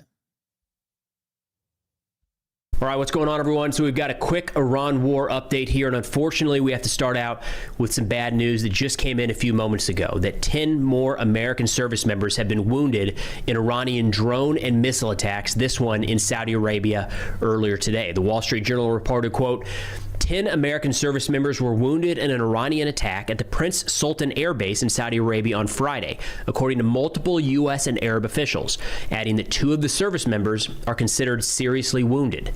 They added that they were inside of a building on the base that was struck in the attack, noting that the attack damaged multiple U.S. refueling aircraft and at least 1 missile struck the base, as well as several unmanned aerial vehicles. So that's true, Jamie. Kind of dive into that. The 2 KC-135s that ran into each other over Iraq. We're talking about multiple Iranian munitions getting through U.S. and possibly Saudi air defenses to strike home on a sensitive target, right? Not only do we have our personnel there in harm's way, no doubt, but we've got some satellite imagery coming out that appears to show that a number, 2, 3, 4, maybe KC-135 refueling aircraft were damaged, if not destroyed. Now, this isn't perfect. This is Chinese satellite imagery, but looking at some, I would say, reliable open source intelligence accounts, they do seem to confirm that there were fires burning inside the perimeter of the Prince Sultan Air Base earlier today. And this is maddening. I'm going to crash out over some of this stuff. It is so frustrating to see things that we have had an eye on for 4+ years in Ukraine and that we just aren't paying attention to. And it's costing us equipment. Yes. We've been watching it live stream to us and retweeting it and shit. Talking about how cool it was, and now we're making the same fucking mistakes. The lives of our personnel. What are we doing parking aircraft open on the tarmac inside of the enemy drone and missile range? What are we doing here?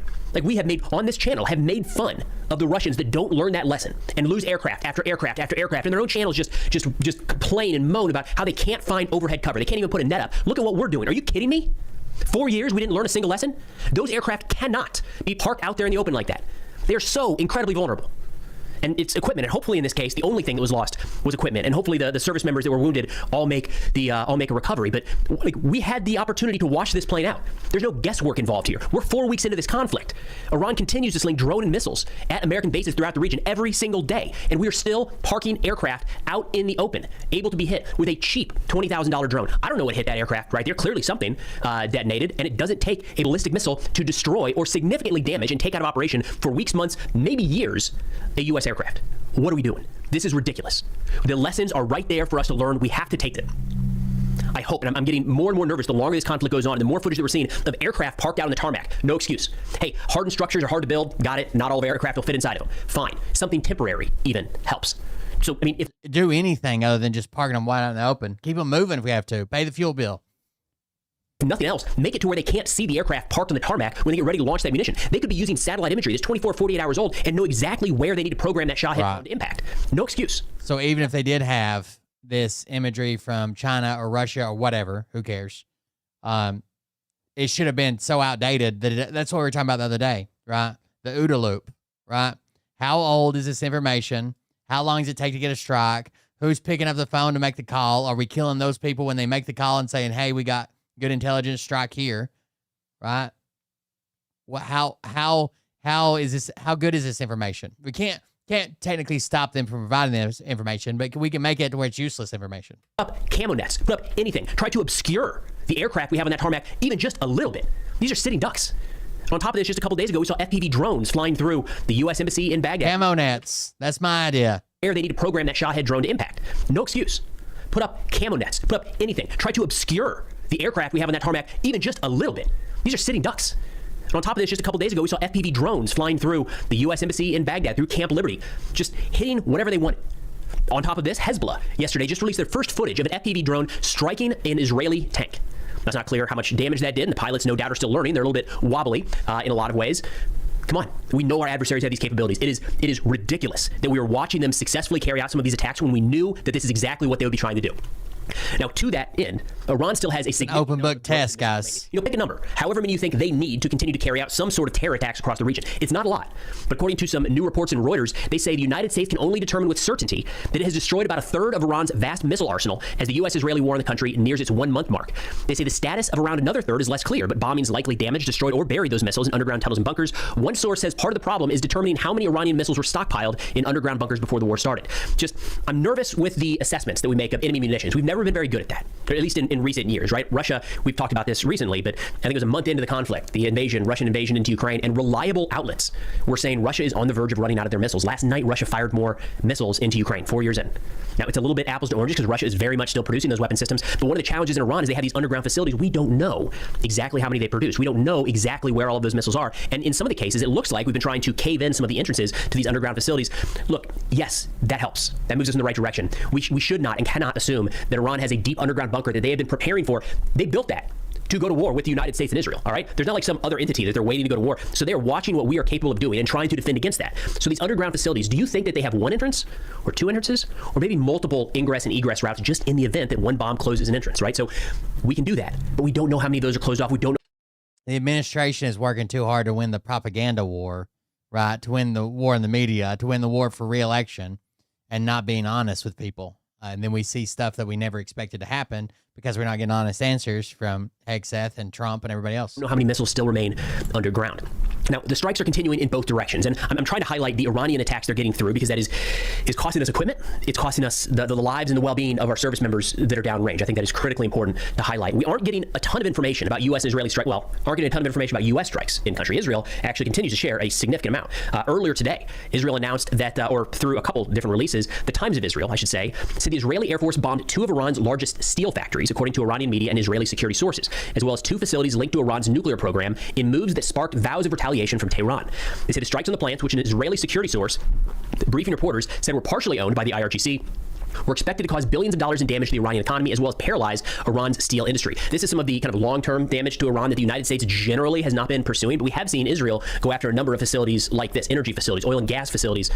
As they get to in this article, they say, Donald Trump has indicated earlier in the week that energy sites would not be hit for the time being, as Washington has sought to avoid but they did anyways. State. And this is the Times of Israel reporting. Israel's like, fuck it, we'll do it. Jerusalem has indicated such a result is still preferable to the current regime's continued rule. And of course, we've had notes in recent days from senior Israeli officials that they are really going to push the pedal to the metal in the coming days because they believe that there's a possibility the United States might broker a ceasefire with Iran. I don't think that's in the cards. There's all sorts of conflicting statements coming out, but there's zero indication right now that we are actually close to some sort of ceasefire. The Strait of Hormuz is still closed. The United States and Israel are still hitting targets with regularity inside of Iran. And of course, today, Iran is striking U.S. bases, causing U.S. casualties. To this end, the Iranian foreign minister, in response to those steel facilities.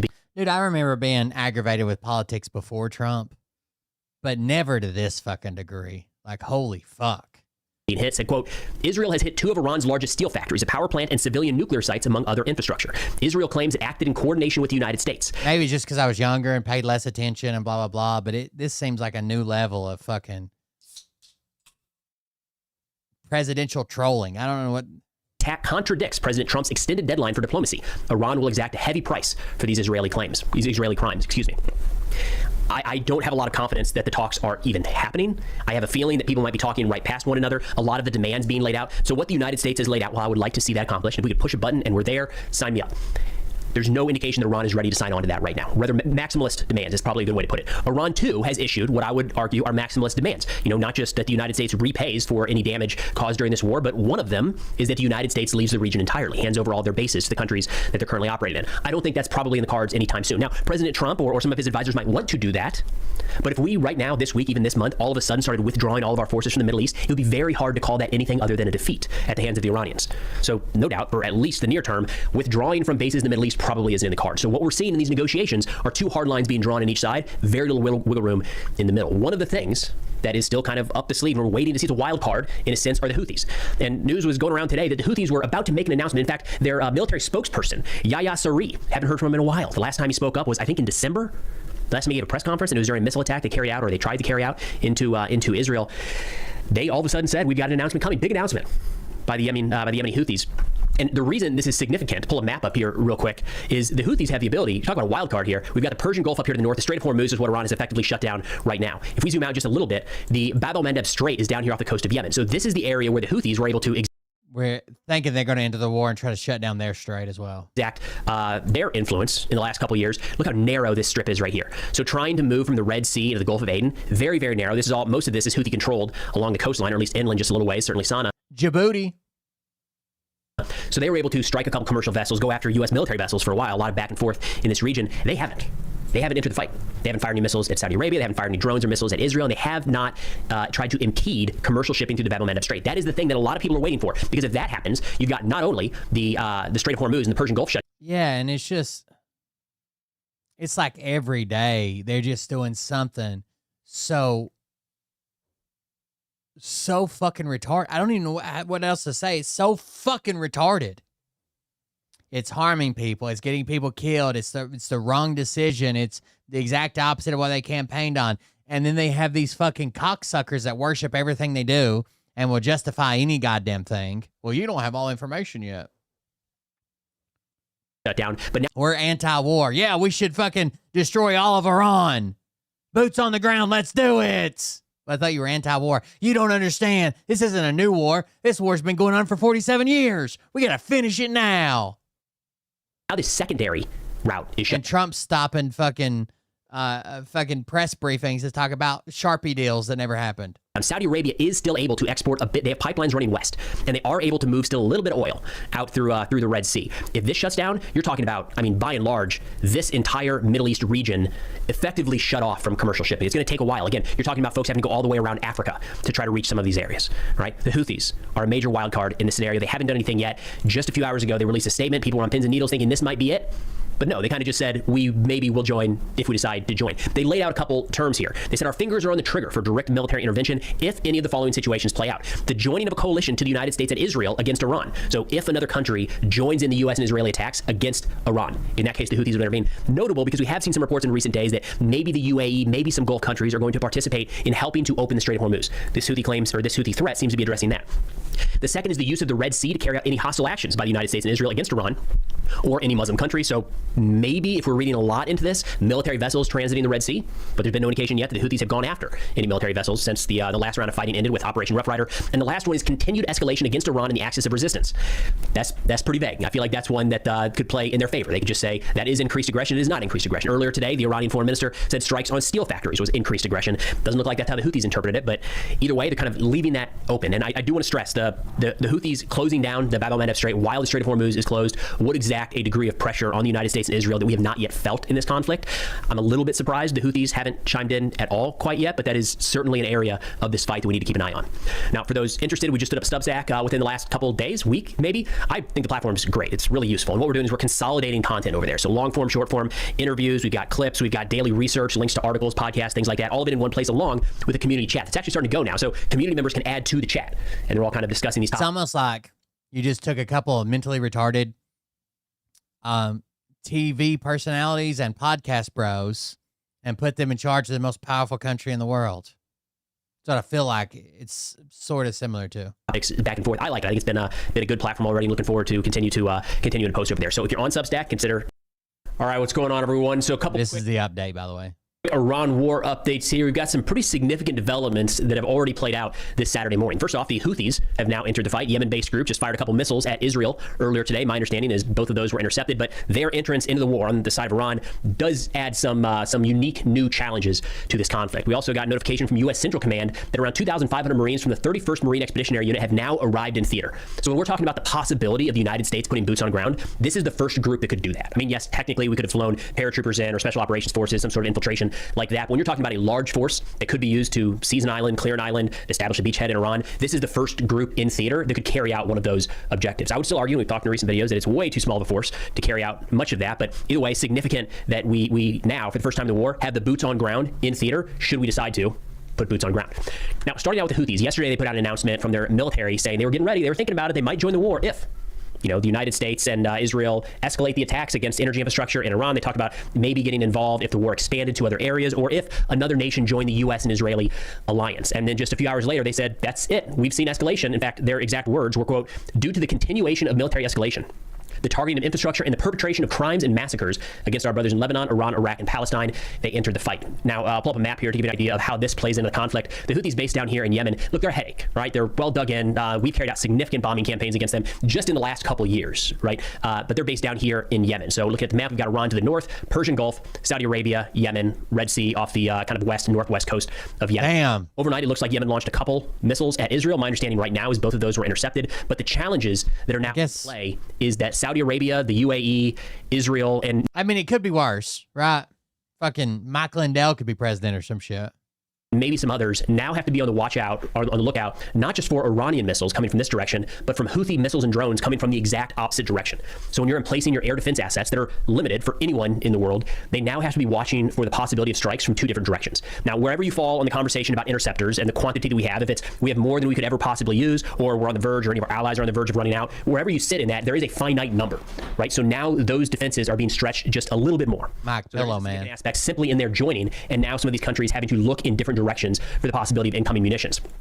Of course, with Yemen in the fight, just 2 missiles earlier today, but every one of those is going to eat up more interceptors from Saudi Arabia, from Israel, maybe from U.S. ships as they start to push in near the coast. One that's not getting enough attention right now, we know the Strait of Hormuz over here is effectively closed by Iran at this point. One way around that has been Saudi Arabia shipping oil. I'll tell you one thing that might actually be more dangerous at this point.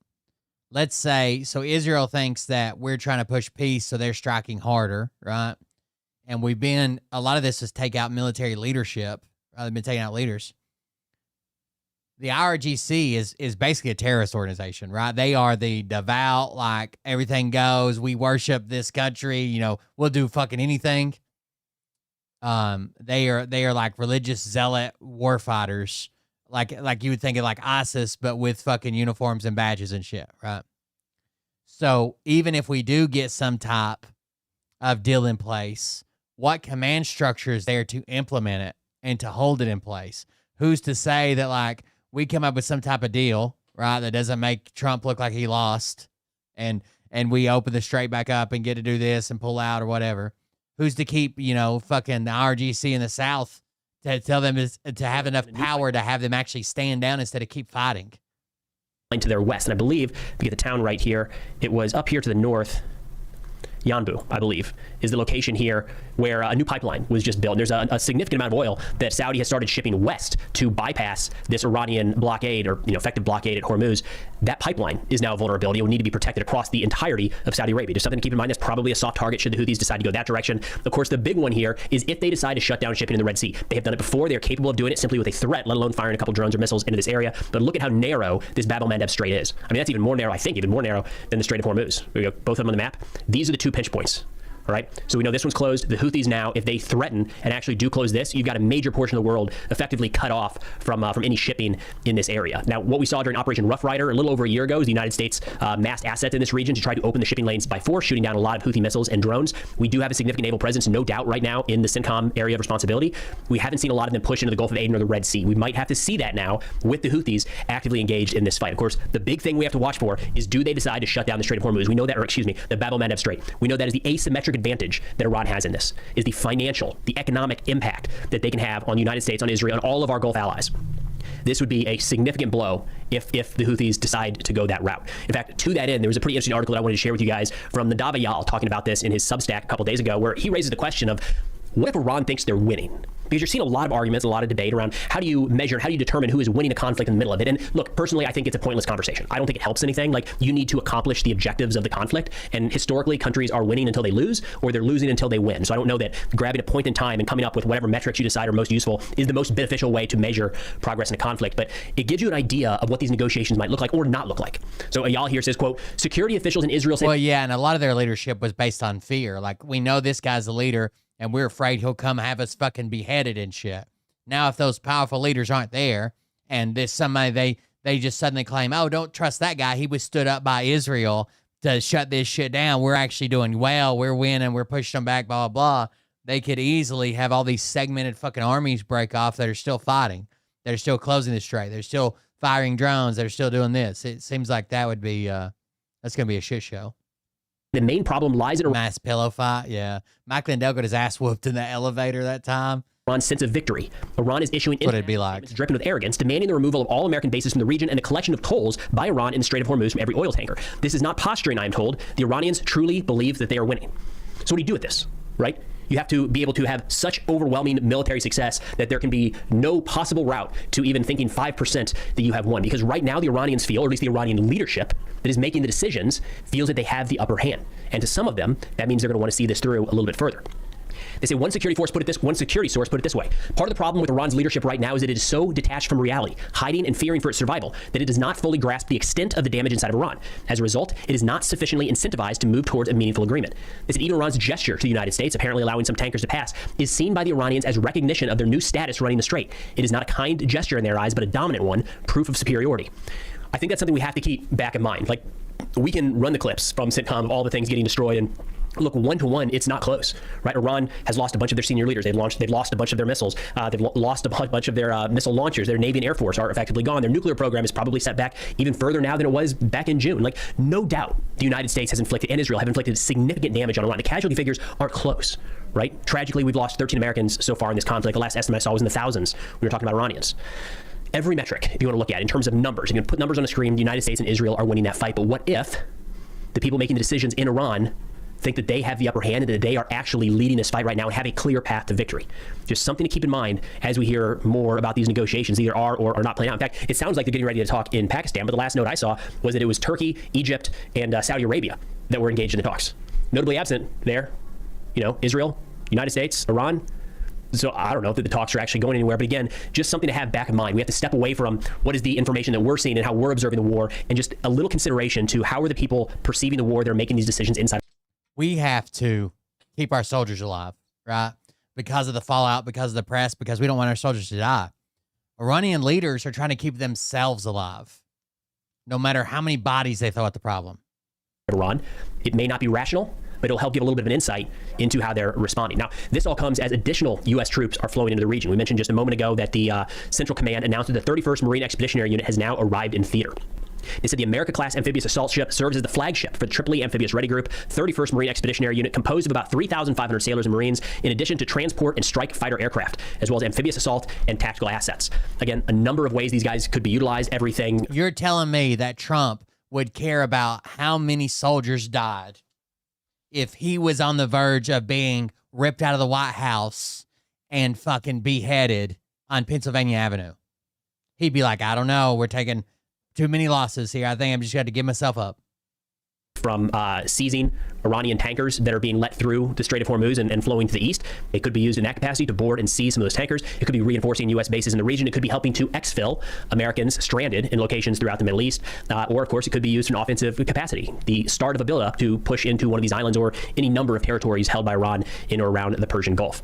We also got notification yesterday that the troop buildup is seemingly just beginning. It feels like every day now there's another announcement of more troops possibly heading over. So the Wall Street Journal just yesterday said, quote, the Pentagon is considering sending another 10,000 ground troops to the Middle East, even as Trump weighs peace talks with Tehran. The Wall Street Journal, this is Wall Street Journal reporting, they say that would add to roughly 5,000 Marines and 2,000 paratroopers from the 82nd Airborne Division already ordered to the region. The additional troops would likely include infantry, armored vehicles, and logistical support. So rough back napkin math there, you're talking 17,000 all of a sudden in the Middle East. Now, grain of salt, because they're talking about the Pentagon is considering, and as of now, we only know about the 31st Marine Expeditionary Unit, and there's another one, the Boxer Amphibious Ready Group, coming, set to arrive in like 3 weeks. The paratroopers from the 82nd, I feel like there's still some mixed reporting on that, and the 10,000 ground troops is just being considered. But again, man, like a couple weeks ago, the boots on ground was purely hypothetical. And everyone, for the most part, politicians are saying absolutely not. That is not something we're going to need to do. In fact, yesterday, Secretary of State Marco Rubio said we can accomplish all of our objectives without putting boots on the ground. That's clearly a very sensitive line in the we can't. For reasons that it should be. No, the fuck we can't. But it seems like we blinked and we went from, well, we don't even have the resources there to invade Iran or put boots on the ground and take over one of these islands too. If this plays out in the next week, 2 weeks, we're going to have 17,000 forces there, 17,000 personnel there able to carry out these missions. Again, that's a very small... Yeah, they're idiots. They thought that just quick bombing and blah, blah, blah, they'd back down and be like, yeah, we don't bomb us into oblivion. You can have it all. Number, when looking at the totals we built up leading into the invasion of Iraq, for instance. So there's no indication that this is going to be like a large-scale march on Tehran by any stretch of the imagination. But again, every single day, we're seeing a little bit more of a creep. And add to this, the challenge of the Houthis entering the fight, a little more complexity.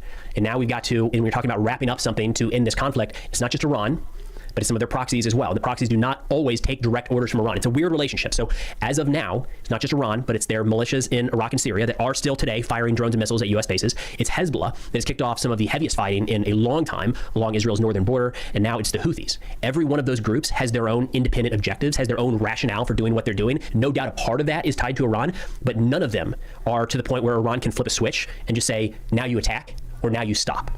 They have some influence, no doubt. I want to downplay that, but each one of these groups that enters the fight adds a little more complexity to finding a clean way of wrapping this all up. So it's going to be worth keeping an eye on the Houthis to see exactly what they bring into this. Now, for anyone interested, over on Substack, we've started consolidating all the content. So long form, short form interviews. We've got all the notes from the day, like a constant roll up of research as we're doing it. And this is Trump scared about midterms coming up and impeachment and not getting any legislation passed and rolled back and investigations and shit. Imagine after midterms when he's like, fuck it. Especially if I thought the Republicans going to win for a heartbeat. I think they're fucking toast. But imagine the Republicans stay in charge of both sides of Congress and we're out of midterms. He's staring down the barrel of the end of his presidency. Imagine all the shit he would do. And then what I think is really cool, a community chat. So if you're on that platform, check us out. If you're not, go check out Substack. I think it's a pretty good platform. They made a lot of progress here in the last few years, and there's a lot of really, really good, smart creators over there putting out solid work. So for those interested, the link will be in the description below. That's all we got for now. Oh, I forgot to tell you guys, I fixed the FJ that I've been working on. Ended up did need some cools. I only got a couple, just the ones that were actually it needs them all replaced, but got it running good again. Thanks for watching, and I'll see y'all next time. I was very aggravated with it, but I got it. All right, guys. It's Sunday. I know this wasn't the most important show. We just run around looking at shit. But thank you guys for joining us. Thanks for hanging out with me. Please consider supporting the show. You can do that at the link, the Just Quick Tools link, a Buy Me a Coffee link, whatever link you've got. Just Quick Tools has them all. It has the PayPal, Buy Me a Coffee, dono clip. Thank you all for joining us. Thank you for being here. Thanks for the support. Listen to me, bitch, or whatever. We'll try to start the week off with some more well-researched, in-depth style shit. We'll talk about what's going on for the week. And, yeah, thanks for the continued support. Not just tonight, but every night some of y'all show up. Invite your friends, your neighbors, their pets, whatever you got to do. Thank y'all for being here. I appreciate it. Mariah appreciates it, I'm sure. That's how we pay the bills around here. Anyways, thank you guys for joining us. It's not a great outlook right now, but we'll be back on top one day. Appreciate you guys. Thanks for hanging out with me. We'll see you about the next one. Have a good night. Let me see. Bye. But I can tell you this about if this douchebag happens to see this particular show, you don't have the forking balls to call out the people on this planet by name and tell them exactly who they are and tell them the rest of the world who they are. You don't have the forking balls. You don't have the balls. Okay, Scott. Here we go, I think I started some shit. Listen off, it's about to get lit. Get the place in the best, you know that stage is set. You better buckle up, cause you ain't seen none yet. Here we go, I think I started some shit. Listen off, it's about to get lit. Get the place in the best, you know that stage is set. You better buckle up, cause you ain't seen none yet. And they say that I'm a lunatic. Well, listen, bitch, I came equipped with a quick wit and a sixth sense for the stupid shit. Where my true believer? Y'all need Jesus. Praise the Lord, head to the extreme. All these false fucking prophets who profit off of gossip. Worshipping drums, cocking, begging for a throat deposit. Swinging fucking meat hammers like fool in a thong. He's strapped to the shaft, eating his chest like he's King Kong. Starving for attention, I'ma make your gut burst. I'll be your Huckleberry, I can quench that thirst. Baby eating lizard people, alien sex. What's next? Trump in a dress, fucking Flynn on his desk. A retard in a vest, climbing up 5G towers. Cause you told him if he did, he'd get fucking superpowers. Here we go, I think I started some shit. Piss them off, it's about to get lit. Get the place in them bets, you know that stage is set. You better buckle up, cause you ain't seen none yet. Here we go, I think I started some shit. Piss them off, it's about to get lit. Get the place in them bets, you know that stage is set. You better buckle up, cause you ain't seen none yet. I used to find clues too when I was high on shrooms. I found myself a tunnel that led to Jason Q's bedroom. Open his closet, I found some of his meat rockets. I strapped him to my shoes and then I flew through the roof. I found myself in orbit strapped to an F-16. High on amphetamine, with Trump in between. Put on a light coat of baby oil and saluted the troops. He tapped me on the shoulder and said, "This is gonna be it." Whoa, wait. Stop. What? I'll get my files. Wait, what are you doing? Stop. Hold on. Fucking stop. Dude, come on. Seriously. This is lip balms and alcohol. Give me a... Oh, my God. Damn it. Here we go, I think I started some shit. Piss them off, it's about to get lit. Get the place in them bets, you know that stage is set. You better buckle up, cause you ain't seen none yet. Here we go, I think I started some shit. Piss them off, it's about to get lit. Get the place in them bets, you know that stage is set. You better buckle up, cause you ain't seen none yet. Round 3. Down goes Nino. Please say it isn't so. Got him backed up on the ropes, trying to ram it down his throat. Now things are getting rocking, he was doing so well. It's all over, hands on his shoulders, they ringing his bell. You got Frog News Network doing no damn research. They rework and copy on cocks that came first. 9th inning, second string, and they acting like they know hitters. Assholes throwing bullshit, sending runs to the shitter. All this nonsense on my conscience, it's hard to sleep at night. Who the fuck is in my window with this time of the night? These parasites, these leeches, with all their secret meetings, teaching all you fucking cretins about baby-eating heathens. Believing in reason with no meaning is bullshit. Will Bird motherfuckers out here busting the grifts. Here we go, I think I started some shit. Piss them off, it's about to get lit. Get the place in them bets, you know that stage is set. You better buckle up, cause you ain't seen none yet. Here we go, I think I started some shit. Piss them off, it's